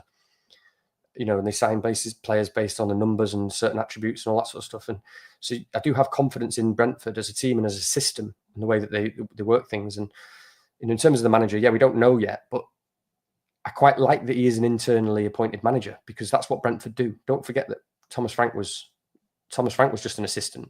He was just promoted internally. No one knew who he was. That's what they do. And I saw an interview with this guy, and he's interesting, actually. He's a quite fascinating bloke in a way because it can't really work out how sort of clever he is, but he doesn't seem to be stupid. But he's incredibly focused, incredibly driven, kind of fascinating bloke, really. And he was saying how he's just not phased at all, but whether that's the case or not, but it's just a part of this path for him, and it's the next. And it sounds obvious and kind of cliche and stuff, but it wasn't. It was actually a bit more interesting than that. And he looks like a really intense guy as well. And he's the set piece coach, and he was every job that he's done, he's clearly been very successful at. And he was a set piece coach then at Brentford, and they're like top for net set pieces scored and set pieces conceded last season. They're top of the league, so he's obviously successful at that. And I just think they've shown that they're very good at recruiting players and managers. So they've gone through that process. They know this guy inside out. He's interviewed. He's done all the stuff, and they've been like, no, this is the guy we want. So I just think don't write Brentford off at all. Be interested, especially when they're top of the fixture ticker. And things like the goalkeeper. There's no logic. There's no logic to goalkeepers, especially game week 1. It doesn't tend to follow logic. You just don't know with these teams that are going to pull out mad clean sheets and penalty saves. And so I'm not worried at all. I wouldn't be remotely bothered about starting with Kelleher for that reason. No, that's fine. Throw logic out the window, and he might have all that. Don't really know the implications yet of these conceding shots that are inside the box and stuff, and that bonus point change probably not much. But anyway, so Brentford are quite interesting to me actually, because again, if Wisser leaves, for example, that becomes interesting. That striker spots Thiago at 6 million and things like that. So I just wanted to mention that. Brighton, also have no interest in Brighton. No, although again, similar. If you're looking for the probably third striker pick, I know that Welbeck's picked up a reasonable amount of traction, still possibly on penalties. I don't know. I know that they have bought someone, haven't they, in that position for 25 million or something like that. It's quite hard to tell. You tend to think though that Welbeck's pretty secure to start with. So but again, Welbeck's just one of those where he's an interesting one in terms of minutes because I think he almost certainly will start, and he's their striker, and he'll be on penalties. So he's probably one of those ones that will look really good, for example, on models on your default minutes. But the problem with Welbeck to me is those minutes are very shaky. They're not robust minutes. because he's 34. He was 34 last time I checked, about 6 months ago, I think, unless I've got that completely wrong. Might be 35 now. And he's had a lot of injuries in his career, and I just never really feel comfortable that he's not just going to go down injured. So the minutes, while they look good on paper, are a little bit shaky to me. So I'm not all that interested for that reason. I don't want to be going every game hoping that I'm not going to see Welbeck pull up his hamstring and stuff.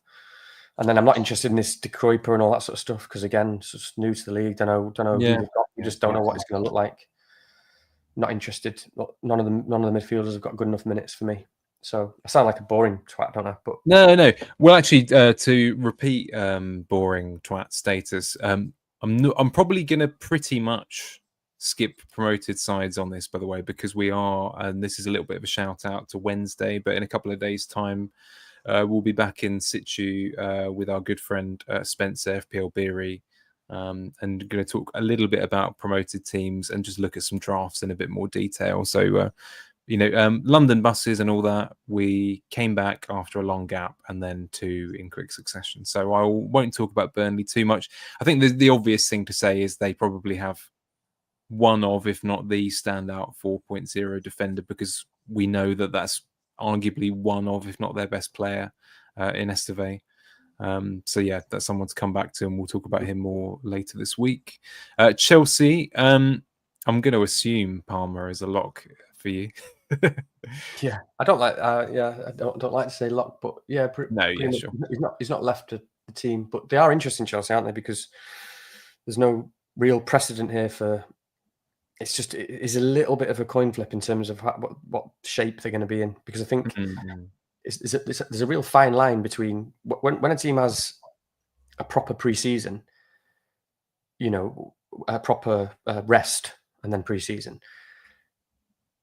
I guess your body basically reaches that stage where it fully shuts down. It's a bit, they do that in all kind of sports when you give people proper time off, and swimmers have it sometimes. And I forgot what it's called now. Damn, that word, that's going to annoy me that I've forgotten the word. But gradually over time, you're on holiday, 2 weeks, 3 weeks, you're having a few beers, you're chilling by the beach, you've properly let go. You're not going to play until August. You fully switch off, and your body's just completely shut down back at zero. And then that's where you have to do this whole pre-season process and start to train, and then have indoor games. Then you have your first friendly. Everyone's completely shit and all over the place and can't play more than 60 minutes. Then you have another friendly and another friendly and another friendly. And you have 5 or 6 friendlies, and you play all these cup matches, and then you play the first game of the season. And it still takes another 6 weeks in the season to even get to, nobody's fully fit until December. Whereas Chelsea have got this sort of fine line, because I think there's a point where you can actually just not rest enough, not have enough time off, and you could just still be pretty close to being quite fit and just sort of crack back on with it. And I think that could be the case, and I think they will pay for it at the end of the season, probably, Chelsea, with this stupid, ridiculous Club World Cup. I think so there's a fine line there, because I think there's 4 weeks between them ending and they're getting the season starting, and the manager said they've got 3 weeks off. So they've just gone straight to holidays in Dubai and Greece and on the beach for 3 weeks straight, where and then it's a week's training and back. So it's just a bit of a fine line where I'm thinking, I don't really know, are they going to come back and still be pretty fit, actually maybe even fitter than most others, and be pretty match sharp, or is 3 weeks of switch off enough to be like, poof, hit a wall, and then you hit a wall and you're like, shit, man, I've got to go back already. Back at the training camp, I've only just had one holiday, and they're like, oh, I don't know, and it is a bit of a worry. At least again, Palmer's that price point where you can move off him, maybe. Well, that's it. Yeah, I think that's it. And their fixtures are really decent, aren't they? They're they've got a solid run to open with, so no issue there. In fact, I can just flash that up. But Chelsea, Palace, West Ham, so easy game week 2. Fulham, Brentford, and Manchester United. Well, we'll come to West Ham later on. Another team that a bit of sort of mixed fixtures really with Palace. We talked about them a fair bit already, haven't we? So I guess we don't need to talk too much here. But is there anything else? I mean, the first thing that springs to mind for me is that, honestly, probably goalkeeper aside, again, they've got something across the squad. Really, you can pick in most positions. I'm not a huge fan of Mateta for the same reasons that we talked about last year, and they are very likely to sign a very, very decent backup striker. Who could play in several positions, I think, from France. I can't remember what his name is. All right. But I know the West Ham were looking at him, so I know him a bit. What's happened to Nketiah? Is he Because he No, he's signed still there. He's still there, but they're going to be bringing in someone else again who could play in that role, or in another position. So it's probably midfield and defence, isn't it? Really, but they've got plenty of options in there. I mean, you justify 3 or 4 in each position that are in a pool of players that you could pick, for example. So Richards, I think, is decent to start with if you have a earlier wildcard window. Not amazing, obviously. Guessand, thank you, Nikolai. Yeah, he's the striker that they're looking at, or almost signed, possibly. Eze, I think, has been overlooked from what I've seen. Still very keen on him, but it's just whether you can find that million. And it's whether plenty of options. Yeah, yeah. I say that they're probably the most interesting team in the league, really. Yeah, because I say they're a bit of an enigma. They're just on their day, they can beat anyone.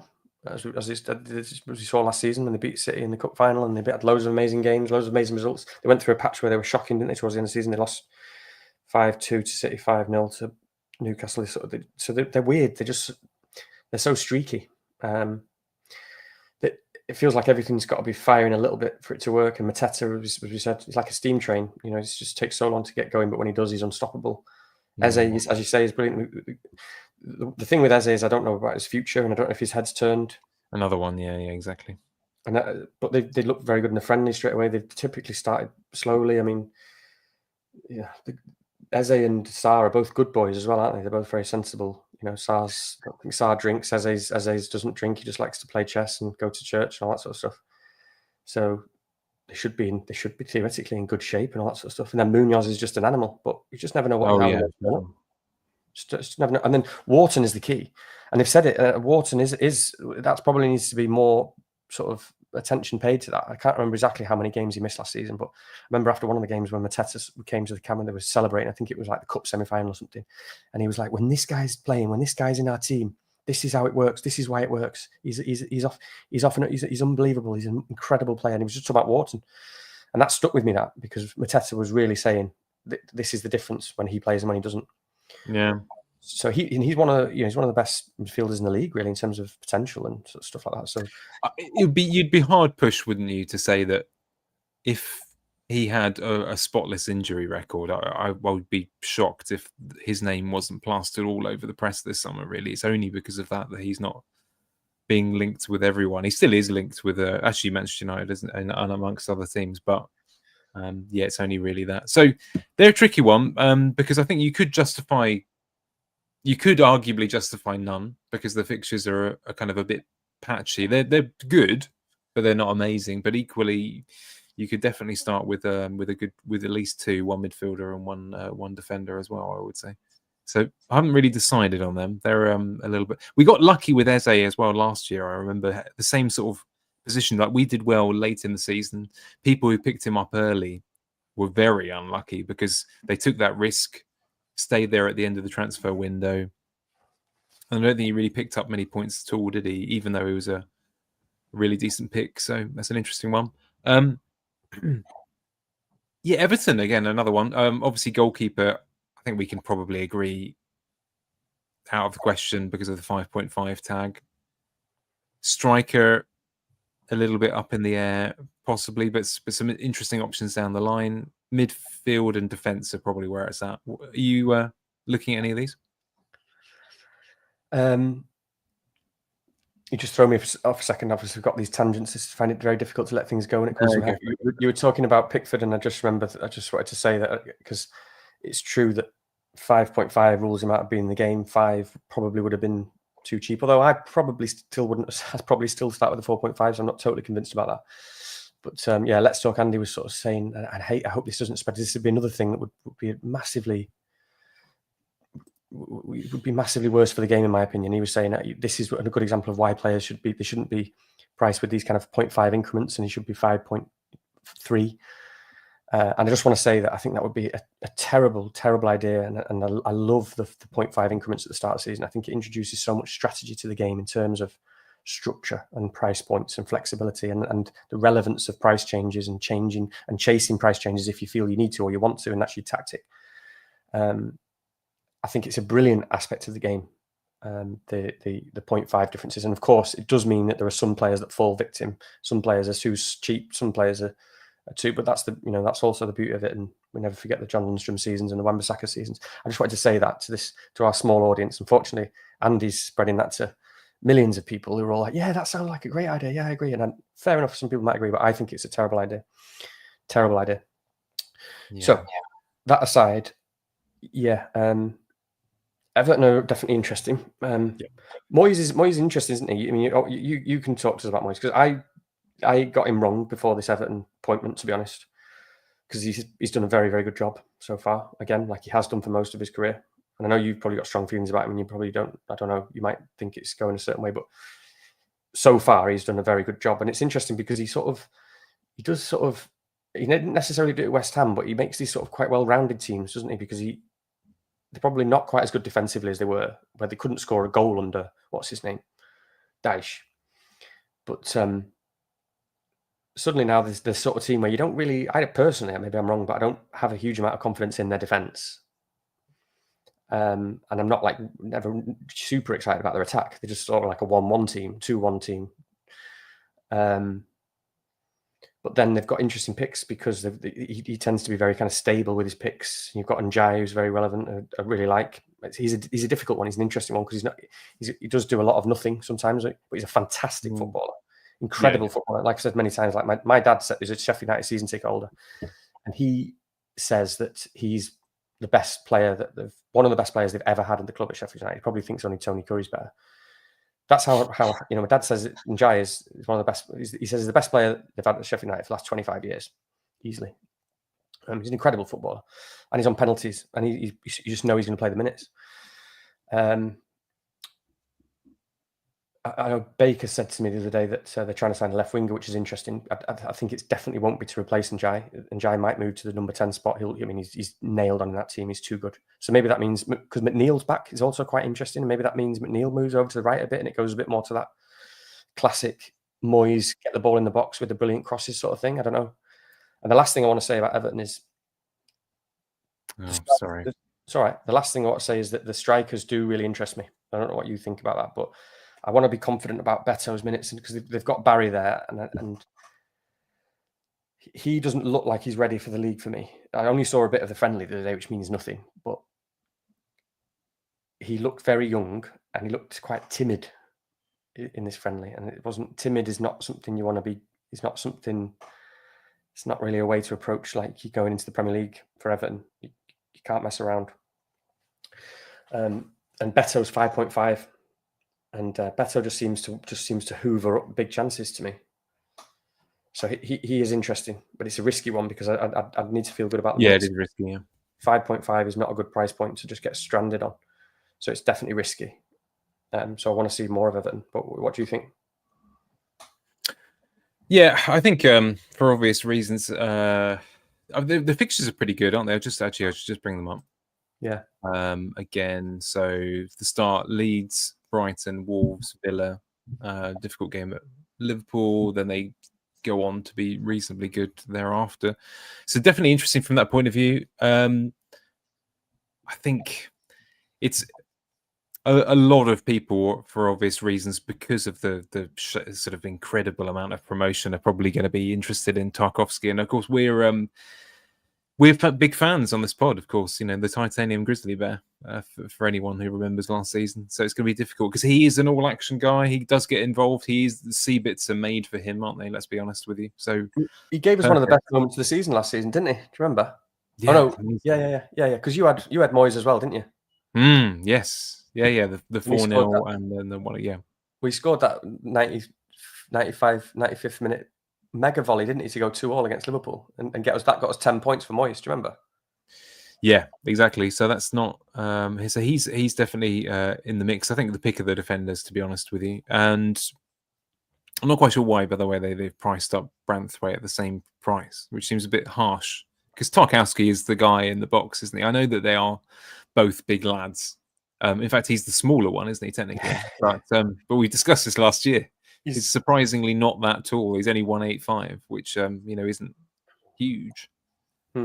Anyway, so him and Njai are the two that I'm tossing around a bit at the moment. Actually, I should be careful what I say. That's going to be clipped. But you know, they are of interest. But I agree with you, Njai. He's one of those guys who, you know, you could easily see him being stranded out on the left here and there and not really getting involved in it being 1-1 games. It's quite difficult, but obviously a man on penalties, not a big volume player. So that's perhaps the only issue there. And I can see it being a transfer waiting to happen maybe as well. Whereas Tarkowski, you could, if you go with him, you know, you could leave him in forever, couldn't you, and be all right. You could start him against anyone under the new rules. So that's pretty interesting. Fulham, I'll be honest with you, I've got nothing to say, so perhaps we'll leave that for now unless you've got something. But they do have some 4-5 defenders who could do a job if you're interested in that. I just feel it feels to me like a team that's going to be changed once we see a few signings, but I don't think anything major has really happened there unless I've missed it. No, I'm just I was just trying to get the fixtures up because again, I don't really have anything to say either. But they're just weirdly one of those teams that have gone very much under the radar a bit. So the fixtures are okay. Again, first 3 not great, then a pair of Leeds and Brentford. So yeah, you never know. If they sign someone in the window, that's probably where you might be interested. Yeah, sorry, I will say Harry Wilson does look cheap because he scored. I know it's just a friendly; it doesn't really mean anything. But you know, he scored a brace. Wait, am I getting mixed up now? Am I getting mixed up? He just played for Fulham, doesn't he? Yeah. He was on the bench a fair amount last season. But I just had a brain fart. No, he was injured a lot. I think the manager's always said he's been very important, and Sessegnon played as well in this friendly, so I think he's moved back a bit. But the manager rates Wilson very highly, and he is a bit of a beast. But I think he's 5 million. You know, he's certainly 5 or 5.5. He's very cheap. So this is a guy who scores goals, like he doesn't mess around with Harry Wilson. So okay, this is one for the chat. I am desperately scrolling at the same time, but that's an interesting. I hadn't heard a bit about 5-5. 5-5. Okay, it could get interesting. Still pretty good, yeah. And obviously Jimenez is 6-5, which is a pretty good price. Again, like you said, though, I don't know about the competition for his place, but I'm not touching him this season. Yeah. Yeah, incredible penalty record he's got, by the way. We were talking about penalties the other day, and I was saying that the 4 best penalty takers now play for Chelsea and Man United, which I think is true. But Jimenez is the only one. I think he's. I'd have to get it up. I think he's missed 1 or 2 in 42. Really? You wouldn't have put him down for being. Well, I knew he was good. He doesn't stand out because he always hits them in the same way. In my memory, I remember when I had him for those years in Wolves. He always seems to hit them in the same way. He always hits them in the middle of the goal. So he never hits it along the ground or in the top corner. But it's either left or right. But for whatever reason, he just absolutely nails them. To be fair to him, it's an incredible penalty record. So, goodness. Again, I'm going to get pelters for this, but I'm going to skip Leeds because we're going to do them in our promoted pod. Yeah. Later. Well, you know, it'd be a shorter pod than this one, realistically, I think. But they'll be featured in that, and they do have players of interest again. I mean. Defense probably the place that people will look there. Liverpool, it's a bit up in the air at the moment, but I suppose the big question I'd like to ask you, because I'm quite decided what you'll say, but Wirtz. Yeah, I mean, he's not been in any of my drafts so far, but you've got to feel pretty good about him. You just need to see a bit, really. They don't have the best first 3 fixtures, and I don't think you need to. I don't think you need to go there early. I think he'll be very good. I think Joe will be very good. He does strike me as very much a kind of playmaker, as a kind of unselfish, you know, linker of play and ball player. He doesn't strike me as a, you know, whereas someone like Bruno Fernandes or even Cole Palmer is the perfect fantasy football player. That's because of the way they play. Yeah. He looks like kind of the opposite to that. But he's obviously a brilliant player and a brilliant attack. So, yeah, fine if you want to go there. Yeah, you mentioned fixtures. Yeah, so Bournemouth, Newcastle. Yeah, I see what you mean. It's a bit of a debate, isn't it? But yeah, we'll come back to that one. But yeah, not bad. Again, salary got the price right, probably. I think it's fair to say. What's your placement on that? I guess so. I think he should have been 15, but I don't know. They always make the midfielders cheaper. 15 would have been fine because I definitely still would have him, to be honest.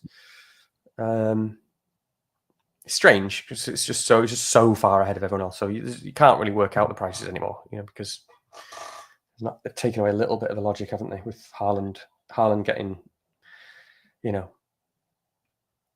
he's got lower points than Watkins 2 seasons in a row, and he's 5 million more expensive. And he's coming off the back of a 181 and stuff, and he's still. But I do understand. I like the fact that they're both expensive, and you can't really get them both. So I do like that. So I think it's fine. I think it's pretty sensible. I would have been fine if Salah was 15. But yeah, what about you? It might be controversial to be tempted to skip City. I wouldn't mind, but I'm guessing we should touch on it. So personally, haven't been remotely interested in putting any of them in my draft, but obviously I can see why you would. But at this point, there's just too much I want to see. So there's nothing that I want to do with this one. It's a definite wait and see for me. What about you? Yeah, it's pretty much the same. I don't know how I feel about the fact that they've got one game before the season starts, one friendly. So that sort of changes everything in terms of the way most teams set up. Because if they had 4 or 5 games, City are always fascinating to me because they kind of weed out lots of people who are not very good with minutes, and so you get to, it's entertaining. You do get to watch them pick traps and stuff. Having said that, obviously they can also be amazing, and I've fallen victim to it. Like I definitely missed a few of Foden's hat tricks, a couple of years ago. So works both ways. So I don't really know how I feel about that, because unless they all look amazing on that first week, and Foden I'm a little bit worried about, because I'm worried that he's going to become a pick, and I don't know. I remember seeing something.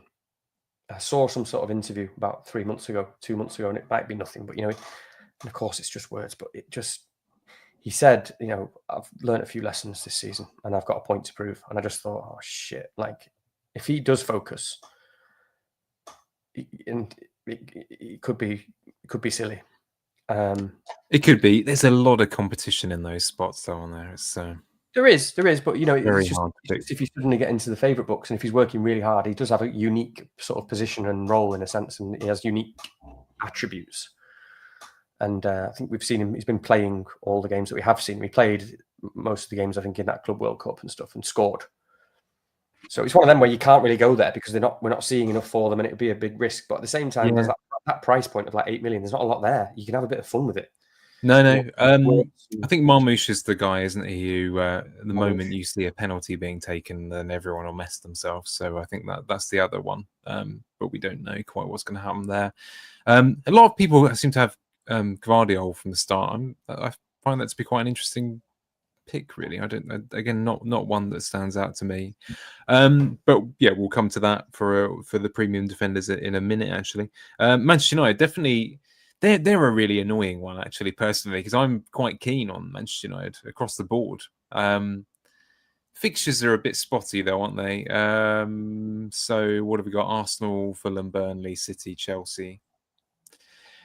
I mean, they've got an obvious standout in my head. But yeah, what's your lean to start with? You're the guy who knows. Obviously, terrific win the other day against a top quality opposition. So. I just want to say quickly before I say about United, because I was just thinking in my head, sorry, out loud, not even out loud. Sorry, I'm mumbling now. I was just thinking about, it might be worth mentioning that,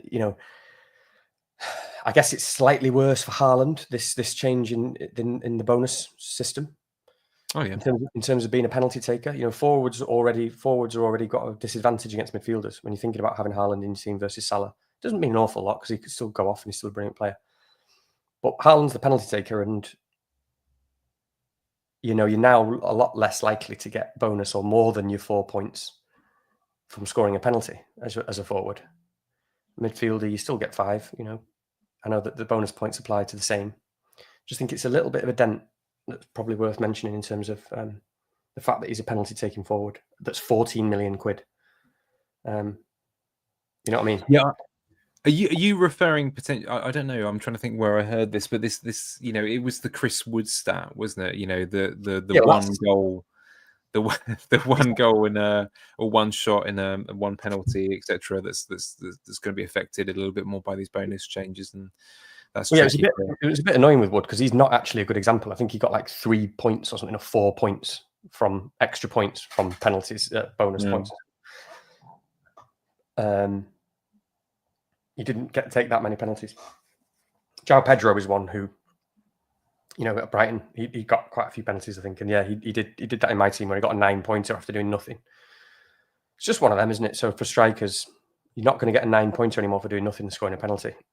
And in fact, if you do nothing and score a penalty, you're probably just getting your 6 points for your appearance and your goal. It's a big difference.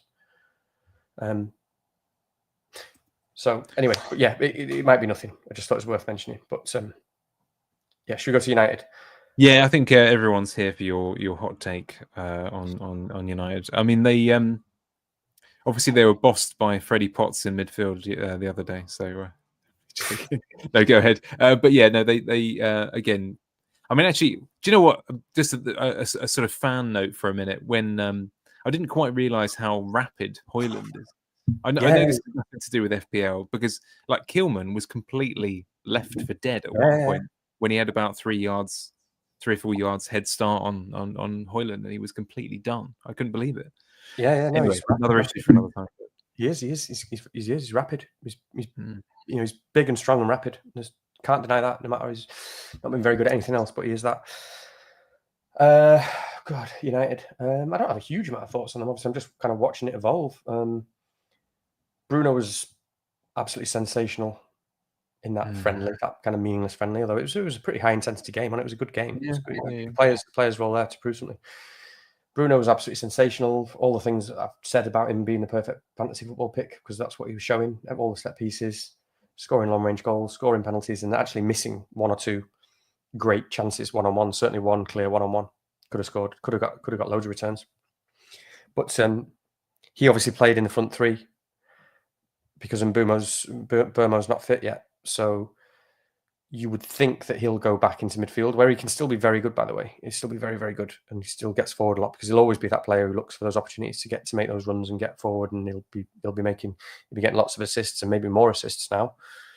But Cunha could go. You never know. He might. In fact, you know what? Actually, no, he won't. I don't think he will move Cunha because people are sort of saying Cunha might go centre forward and then Bruno will play in the front three. But I'd be absolutely shocked if that happens because, and actually, Amorim talked about Cunha after the game and said exactly what you would think. The reason he said he's so important to the team because he carries the ball forward, and that is one of the things that we've missed with these players and these what we've needed for these number 10s that we've signed. And actually, Cunha was quite deep in that game. This is the kind of problem with Cunha. I think it's how well he plays is a function of how well the team plays. If we're playing really well and we're getting up the pitch, he'll be up the pitch. But he was getting back quite. It's loads of defensive work.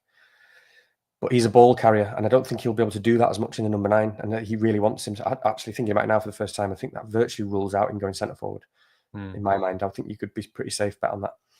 But yeah, that means Bruno goes back a bit. And that does dent him a bit, there's no doubt, because he's unbelievable in the front three in terms of attacking numbers. It'll be a bit less in midfield, but he's nailed on 90 minutes, loads of set pieces. He will be on penalties. Still a great pick. It's Cunha that I'm interested in, really, in terms of a player. I don't, again, that price point, there isn't an awful lot there. If we talk about, there's Verts, but it doesn't feel that exciting to me at the moment because of the unknowns and the first 3 fixtures aren't great. I know United's aren't great, but they're better than Liverpool's first 3. And there's, we've talked about Foden, who no one's going to go there because we've got one friendly and his minutes are dodgy. And I don't know, there's not many picks, and then you Palace guys. So there's almost room to have a bit of fun there, maybe, if you want to go there. Although the problem with that is now people move more towards the midfielders, which will make him even less owned, I suppose, but towards the forwards. Now, with these £9 million price forwards, you probably sacrifice that £9 million midfielder slot. But Cunha, it's nice because it's funny, because he's lost penalties. You think about last season when he was at Wolves, even when we kind of had him towards the end of the season, I know that was we got unlucky, I think, both of us, in terms of what exactly happened there. But you'd sort of go into a game thinking, if Cunha starts, obviously, you wouldn't bring him in if you didn't know he was going to start. But you know what I mean? It was like, if he starts, he's always an animal. Because the thing about... And at United, he's going to start. He is going to start every game. And the thing I don't know is what those minutes are going to look like straight away, because I don't know how fit he's going to be and how long it's going to take to build the system. The good thing about United is we can watch them in a few friendlies. But Cunha is going to play. And I think the thing that we need to consider when we think about Cunha is that he is a god of football. He is from another planet. He's not playing the same game as everyone else. everyone's just puppets to Cunha. He's an absolutely ridiculous player. So that's always fun when you own someone like that plays, that's going to play with Bruno Fernandes behind him and Brian Bumo on next to him. So it's kind of fun, isn't it, Cunha? You can see him doing some magic. You could easily see him doing some magic, even against Arsenal on his home debut. Yeah.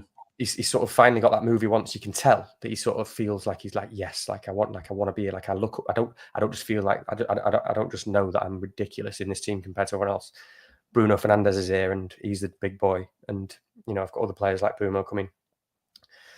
So he's an incredible player. But there was a bit of that looking at just that game on Saturday, was that he was doing an awful lot in areas that you don't necessarily want him in. But he is a bit that sort of player. He does everything. So he suddenly does appear. He was also, when you watched him, we'll talk about West Ham in a minute, because I watched these highlights anyway, but I want to talk about that game. And Baker, our friend Baker from Above Average did a brilliant video. Actually, I really enjoyed that sort of video, that style of video where he was just watching the game and talking about positions and stuff. I like that sort of stuff. I find it interesting, these friendlies, just to see little things. I personally do quite like it, and do take some things from it that I think you can take, however small that may be. Sometimes it's just about like interactions you see with players and just attitudes and stuff. But he was hungry. He kept being like, play it now, running into the position, telling people to. And a lot of times they weren't necessarily finding the pass yet. So there's a bit of that to get used to with Cunha. But yeah, I'm not really looking at Burmo. I'm more interested in Cunha because he's so magical. They both lost a lot, haven't they, coming to United, really, with they both lost penalties and lost the kind of talismanic feature. So I think Bruno Fernandes is a brilliant pick. But yeah, what do you think, if anything? Before putting things together here, I'm desperately trying to claw the money together to start with Bruno. It's just bloody hard, isn't it? Basically, it's really hard to find the money. Very, very difficult. I don't think it's. I know a lot of people early on were immediately tossing up the idea of whether they start with Wirtz or Bruno. I don't think that's close. I don't know. I'm not quite sure why that's as much of a debate as it is. I know Liverpool's attack is incredible and all the rest of it, but we don't know. There's a lot of uncertainty there. Mm-hmm. Even though they've got this great talent. I mean, in a strange way, I kind of trust United's. I know these players a little bit more coherently. That I know they're a new system and under a new manager, and the rest of it, I can see it in my head a little bit clearer than I can what will happen with the new players at Liverpool. So that's a debate to have on another day. Yeah, I agree. I like that you say that, because not many people would say that. I think if you're completely disagreeing with you there, I think you need to stop and think personally about what that means, what it means to say that Bruno is clear, because whether he's clear or slightly better or whatever, and he's priced higher, for that reason. But say it all the time. He's everything you want in a fantasy asset, and you're getting 90 minutes guaranteed. He's also, I think, pretty good on the DEFCON stuff, isn't he? Because he does everything. Yeah, surprisingly so. He's got that as well now. He's already been he's probably, over 5 years, he's probably been the second best FPL pick, hasn't he, over 5 years in the game, probably? I think this is the thing that my brain keeps clicking into whenever, I know it's quite early on still, but I can't help but feel that in the same way that I know it's a completely different status of player, but when I was saying earlier, there is an argument with someone like Tarkowski that you kind of can't go too far wrong, because you've got all of these different avenues to points, and even in a difficult fixture, you've got his sort of all action status, etc. And Bruno is the kind of premium midfield version of that. It's almost that you can't go too far wrong, because wherever he plays, and presumably he's going to. I know a lot of people. There's a few people in the chat, and legitimate question, but asking about whether Cunha might take a few of the penalties, whether Brian might take a few of the corners, etc. No, it's not. It's all him. He's the guy. Yeah. He's Mr. Manchester United. Very difficult to. If anything, I think it's become more solidified, that kind of thing.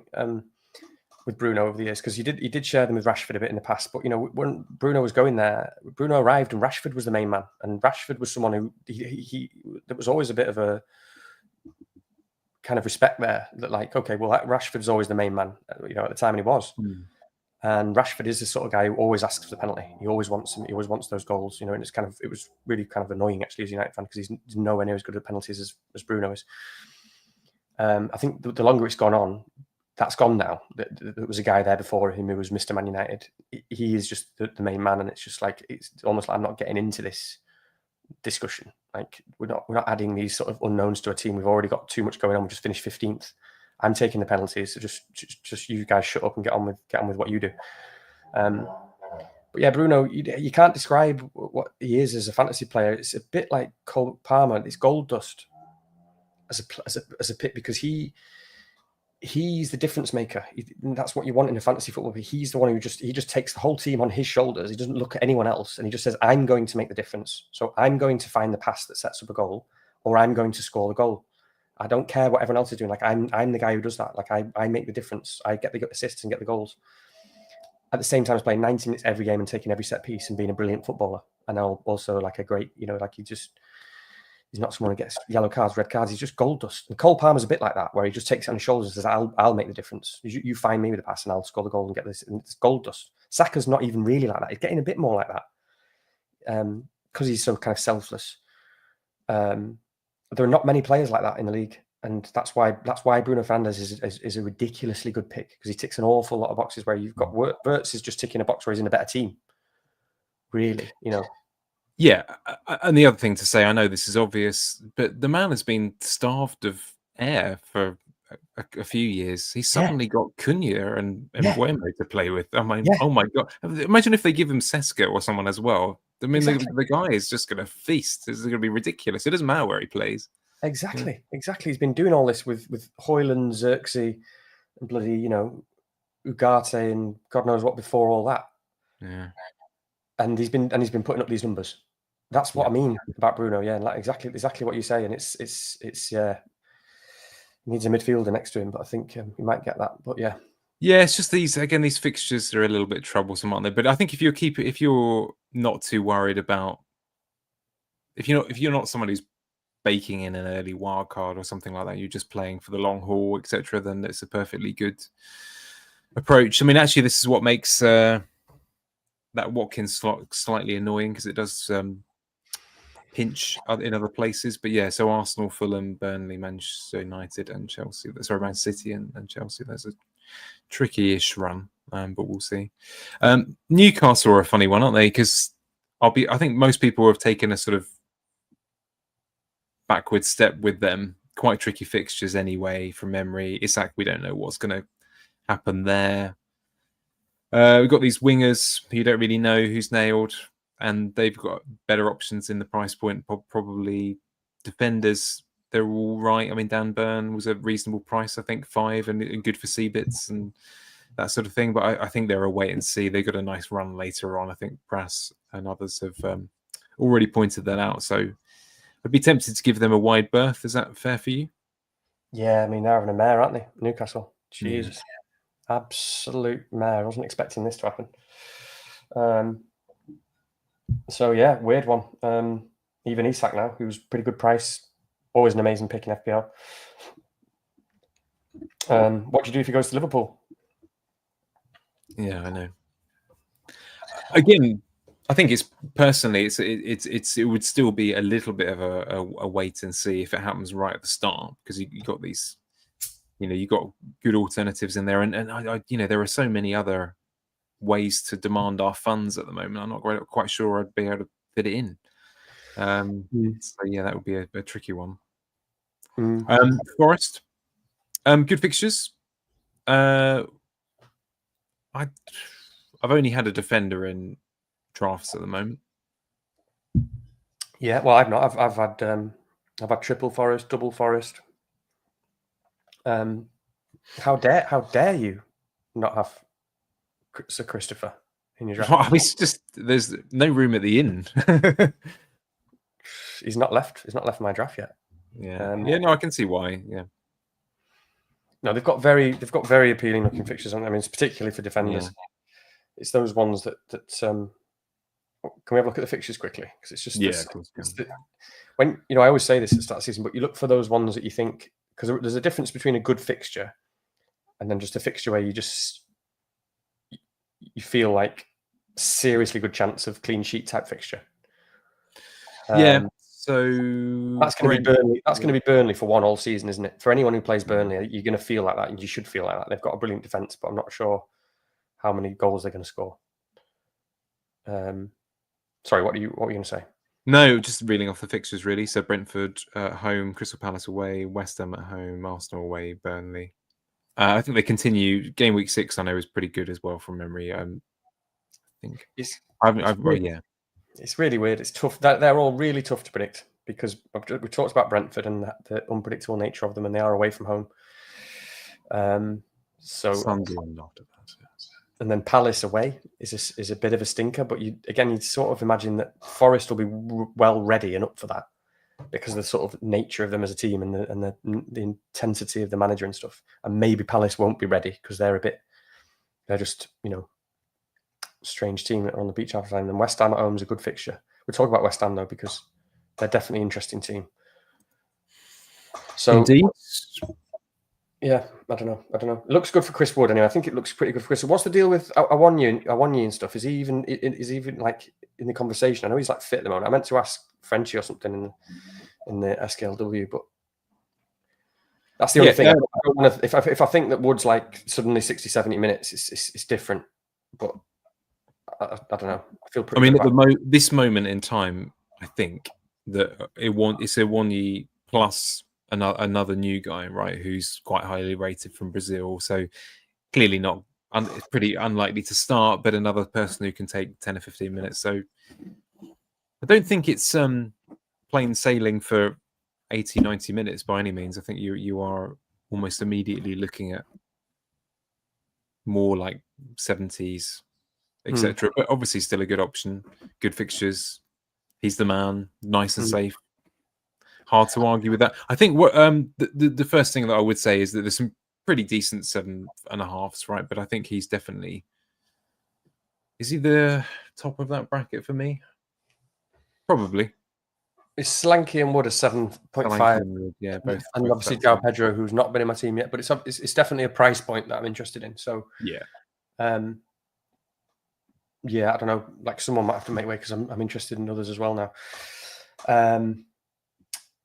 I think it's very good that Gibbs White for Forest. It's very good that Gibbs White has stayed. I mean, wow, that's pretty amazing, really. That owner's a lunatic, isn't he? You'd be pretty happy as a fan to have him as an owner. Apparently, he's an absolute crook. Apparently he's a proper dodgy bastard, absolute old school gangster. And I've met a few people a bit like this in my working life. Actually, I think I can see him. Might have been on the other side of that camera during that interview the other day. Like with a little loaded pistol or whatever it is, coaxing. He said something. Did he say something like, I don't know if you know it was about Gibbs White, but he said something like, we always win, or something like that. And I just thought, I don't know, someone shared it, and I don't know if it was about Gibbs White, but just thought, fucking. Do you know what? Personal insult if you don't fuck around with his players because he'll have. You know what I mean? It does feel to me like Marinakis has missed his calling as a Timothy Dalton era Bond villain. You know, he would have been in a, Mr. Marinakis. You don't with him. He's got his own little island with a sort of underwater base. Yeah, Siamese cat or something on his lap. And Timothy Dalton, who is the most accurate Bond to the books. We want to have that conversation. Scale a cliff. Get in there, sort of die-hard killer, sort him out. But Marinakis is definitely a Bond villain. I do think that's significant. Gibbs White, would you imagine, gets forward a bit more now because they've lost Elanga, who was kind of sharing. He was kind of playing up front towards the end of the season, wasn't he, with Wood? So I don't know what that looks like yet, but Gibbs White, it's always struck me that they've had a very good relationship, Gibbs White, in terms of the way they play. And Gibbs White is someone who likes to kind of, set up, play the pass and set up the goal scorer and stuff like that. I think that could be good for Wood as well, if Gibbs White is further up the pitch. There's actually a few messages about Forest in the chat. I won't kind of drag it out because I know that we're knocking on 2 hours Dan and Doy. I don't know who that is at this point in time, so we'll have to look into him. Nico 40 Williams million, saving 40 over million. 10. Sorry, go on. No, go on. I'm just raising those things. Yeah, no, I've just that Dan and Doyle. That's what I was saying to you. Just before we went on, there's some £40 million left winger or something. So I don't know anything about him, but yeah, he's something like that. So yeah, but yeah, Nico Williams definitely worth a look. I'll bring him back in a minute. Sunderland, we're not going to talk about because Spencer's here in a couple of days talking about Sunderland, but they definitely have some interesting cheapies if you want to go that way. Spurs, I'm a little bit cagey about. Everyone else is kind of loading up because of game week 1 and bench boosts and all that kind of scenario. I think Solanke's picked up a little bit of a knock, isn't he? So that's probably put people in, to cool down on him and just a little bit, but decent option might be on penalties.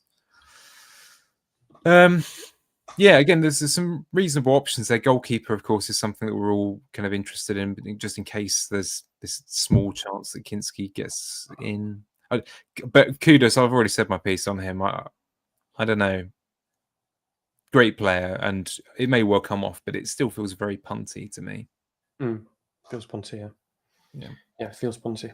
But yeah, Solanke, I'm interested in because he's I don't know, he's had an ankle injury. What does that mean? I don't know. Hope it's not mean transfers or anything like that. So one to keep an eye on. But he's you quite like him in that system with Frank, don't you? Does that number 9? Yeah.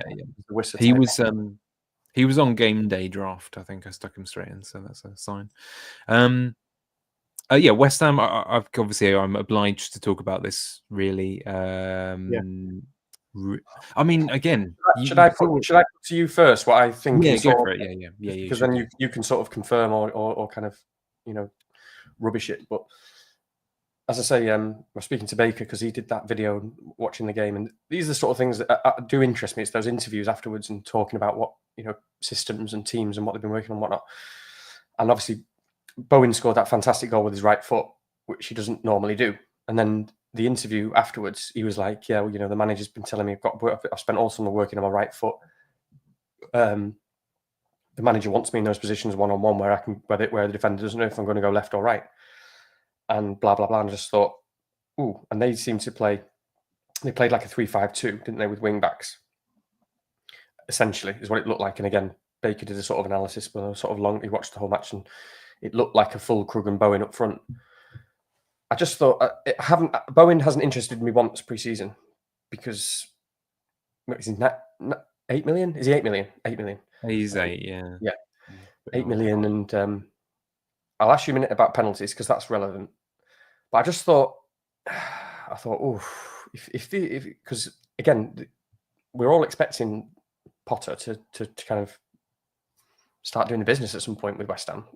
So I just thought, in a front two, especially if Fulkrug starts shifting his weight around and actually doing stuff, and Bowen suddenly can use both feet, I just sort of thought, actually, I really might need to think about Bowen because they've got good fixtures to begin with, and he's just such a sensible lad, isn't he? Like the way he was talking afterwards as well. He's always been so focused on West Ham and on the team and on playing well. That's why he always delivers. He always plays the minutes. He again played all the minutes, didn't he? I think he played 90 minutes or something, and they were saying to him that they wanted to protect him or they didn't want him to play too many minutes too soon. But he kept saying to them, no, lads, I'm staying on, and just insisted he stayed on. So it's another great thing for his minutes. But I just thought, I said to Baker, that has got me thinking, actually. Again, because I'm interested in the price point anyway. Yeah. Maybe I need to pay more attention to Bowen because if he's just full-on striker and he's improving and he's using both feet and all that sort of stuff, and maybe he's on penalties, I can't think now, and you'll tell me, and I know Piquet is around or whatever. But yeah, West Ham actually were interesting to me after watching that. Yeah, I thought they played all right, actually. I think, okay, so just to put a bit of context around the team / club at this point in time, behind the scenes, he's got such a big rebuild job on Potter at this point in time. It's really benefiting him with the playing squad to have time with them to implement some ideas. You got the impression last season he basically accepted his limitations. He thought, I can't teach old dogs new tricks, etc. I will just get through to the summer and we'll sort it out then effectively. So we'll try and play to their strengths whilst we can. We won't move to a different system too quickly or anything like that. So there is that. That's changing. But I mean, you could probably tell with the Kudos scenario where they had to flog him, not on the cheap, but it was quite obvious that they were trying to peddle him. That they're struggling financially a little bit more than perhaps some might expect. So it's not like Potter has a war chest. He's got a new recruitment team of him and one other guy, essentially, and Sullivan conducting the transfers with favoured agents. It's a bit of a mess behind the scenes, and that's why they've only signed 2 players, both fullbacks. They desperately need a new midfield, and this is my problem with Bowen.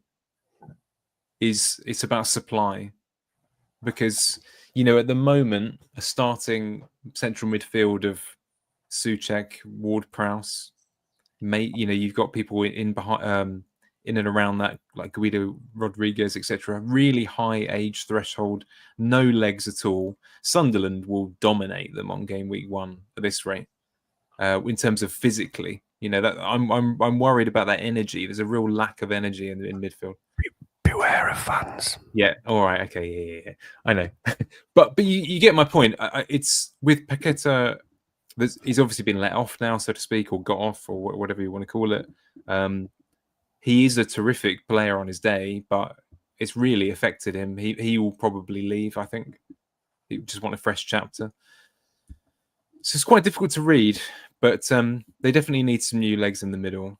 I'm really interested in Wan-Bissaka. I think that's a nice, solid, safe pick. It's the best of the 4.5s for me anyway. Diouf later in the season, really, really assist friendly. He just whips balls in. I actually think Fulkrug, if he gets a decent fitness season, he's a bit better now from that point of view. That's not impossible, but again, the minutes are a bit dodgy. But yeah, Bowen is the obvious pick. Yeah, there's no doubt about it. I mean, he's solid as anything. I mean, he's terrific. He's 90 minutes. It's going to be on corners a lot of the time. Penalties, I think the chances are increasingly likely. Yeah. I think if Paqueta goes, I just don't see. He's increasingly becoming the captain who just takes the ball by the horns. He's becoming a mini Bruno. I can see it. Yeah. Let's have a little look. I think it's a good pick. He was in my again another player in my game day draft. I was just trying to make a bit of room for Watkins simply because of the fixtures, really. But let's have a little look at the fixtures. To save money, I definitely won't rule out Bowen. I really like him, obviously, and I didn't own him at all last season, and it killed me. So let's have a little look at the fixtures for Bowen then. Well, first 5 anyway. Where are they? Sunderland, Chelsea, Forest, Tottenham, Crystal Palace, and they carry on being good, middling. They're fine. Okay, 3 home games against Chelsea, Spurs. It's not bad fixtures, are they? Not bad. Okay. I need to think about Wan-Bissaka more as well, because I guess I feel like I didn't watch him enough. I know he suddenly became really good in at attacking last season, all that sort of stuff. I think he was so popular at the start when the game launched at 4.5 that he's become unpopular because people was like, oh no, I'm looking elsewhere now and stuff. Because I'm not. I'd need convincing to start with a Wan-Bissaka over a Concert, to be honest, with the fixtures, and Villa being Villa. So maybe I don't know.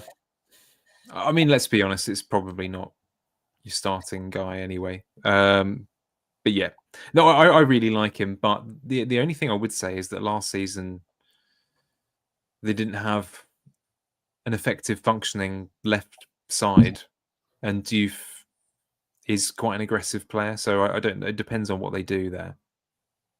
So we'll see. Definitely worth a little highlights reel of Diouf if anyone's into that sort of thing. And then Wolves finally. Yeah. I don't have anything to say really. I mean, Strand Larsen has picked up a bit of interest, and that's probably it. I think. Yeah, I just say that I think the manager's good. I think they're going to be better than people think. And I do like Strand Larsen. He's a very good price point, but I just say that his minutes weren't fantastic last season. They were never really great, so I don't really like that. I'm not convinced. If I thought Strand Larsen was 90 minutes every single game, I'd very likely have him in my team. Yeah. But I don't think he is. So I don't know yet. I'll just think about that one yet. But yeah, that's all I've got to say really. I think Wolves. I rate the manager, so I think they're going to be pretty good, or at least better than people think. So yeah. Good. I mean, we've carried on for a fair amount of time. Do you still want a quick peek at a sort of a quick talk through of a draft, or do you want to? No, I don't think there's a point. I mean, I don't know. Like, I don't want to. You've not really done a draft. We haven't got our drafts. Just so people know, we're not like disappointing people. We weren't going to do that here because we're going to do it on Wednesday and talk through them properly. And you just put together something that's pretty generic, and it's like we'd just be talking through things we've already talked through, wouldn't we? We're already on 2 hours 10, so yeah, we should probably just. You're not missing anything. We'll talk about our teams more specifically on Wednesday. So what you're saying is that Mrs. Richie will be very happy, as opposed to angry. Yeah, and you can tell her that you've got me to thank for that. I made the executive decision that she needed to be with you tonight a bit more.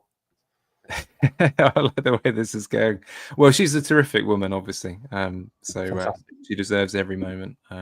Fantastic. And she'll be losing me to you for a couple of hours a week. So that's punishment enough, I guess.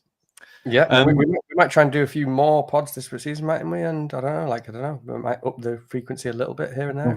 Well, if more and shorter, if we're going down that route.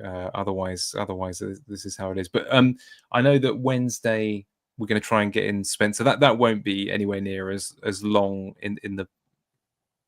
Well, actually, probably will still be a good hour or so, won't it? Because I should think what we'll do, probably spend a little bit of time with the promoted team. Spencer will talk us through that. We've got some good information coming in from a few other people who I've been talking to. One of our, I think FPL Rhinos has supplied a bit of information for Leeds. So there's a few people that have helped out, sort of chip in. Spencer will be the man in the hot seat. That'll probably be similar time on Wednesday, maybe a bit earlier. And yeah, we'll do some drafts as well. Get him to send us a draft, and we'll sort of pick the bones over a first draft and that sort of thing. But yeah, no, thank you for joining us. First time for a little while. Sorry if we're a bit rusty. Danny and I have been lounging on sunbeds. I mean, not because quite obviously I don't do that, but we've been away anyway, so we're glad to be back. But yeah, we'll look into that a bit more and do a draft on Wednesday. Yeah. And, any last thoughts? I suppose. Oh, I should say, of course, please do. New season and all that. This is a bit of an important time for us, as you can imagine. This is our first full season, so if you can share this around, flog it to anyone, we'll be very grateful. We'll repay you with nice comments and biscuits and whatever it is that we can. Yeah, and I was just going to say similar, really. Just like do let us know, like I hate saying it in the comments or whatever, just feedback and do let us know like what you want us to do, and if you got ideas about what pods we could do, or what you want us to discuss. Oh yeah, very true. I don't know, just some thoughts would be appreciated, and support and sharing and stuff very much so. We're only a little tiny pod, aren't we? Tiny. But it would be good. It would be good to get more likes on streams and just get to it would be nice if we can get to, I don't know, what would be a target? Do we want to get to like 1,000 subscribers this year? That'd be good, wouldn't it? Exactly. And there's a lot of competition out there. Everyone wants to down us, everyone's trying to think this before it swims, so please do help, because that's what they want you to do. No, that would be good. We do appreciate all the nice comments and that sort of thing. Oh, and I will try and do the fiddly bits of mini leagues and things like that before the season starts. We need to do a mini league. Like so whatever you want, do ask and make some suggestions, because we just might not have thought about it, because we are. It might not surprise anyone. We're not professionals. We do have day jobs, and I might not have remembered to do anything. So mini league is one thing I will try and do. Yeah, forgot about that. Definitely mini league. Yeah, that'd be good. And we can reveal the top 5 each week or something like that. It's always good. Yeah, and we could do some sort of flashy videos, 5 budget defenders to have, 5 players to avoid, that kind of thing. Yeah. Definitely. I thought I'd do it with some movement. I could turn a backwards baseball cap. Wednesday's first FPL drafts. Yeah. And apologies to anyone who's the slutty signage will continue over the summer. Cool. Anyway, we better go before we knock 2 1/4 hours. Enjoy. Well, I hope you enjoyed that, and we'll see you again in a couple of days' time. So we'll be back on Wednesday. See you. Nice one.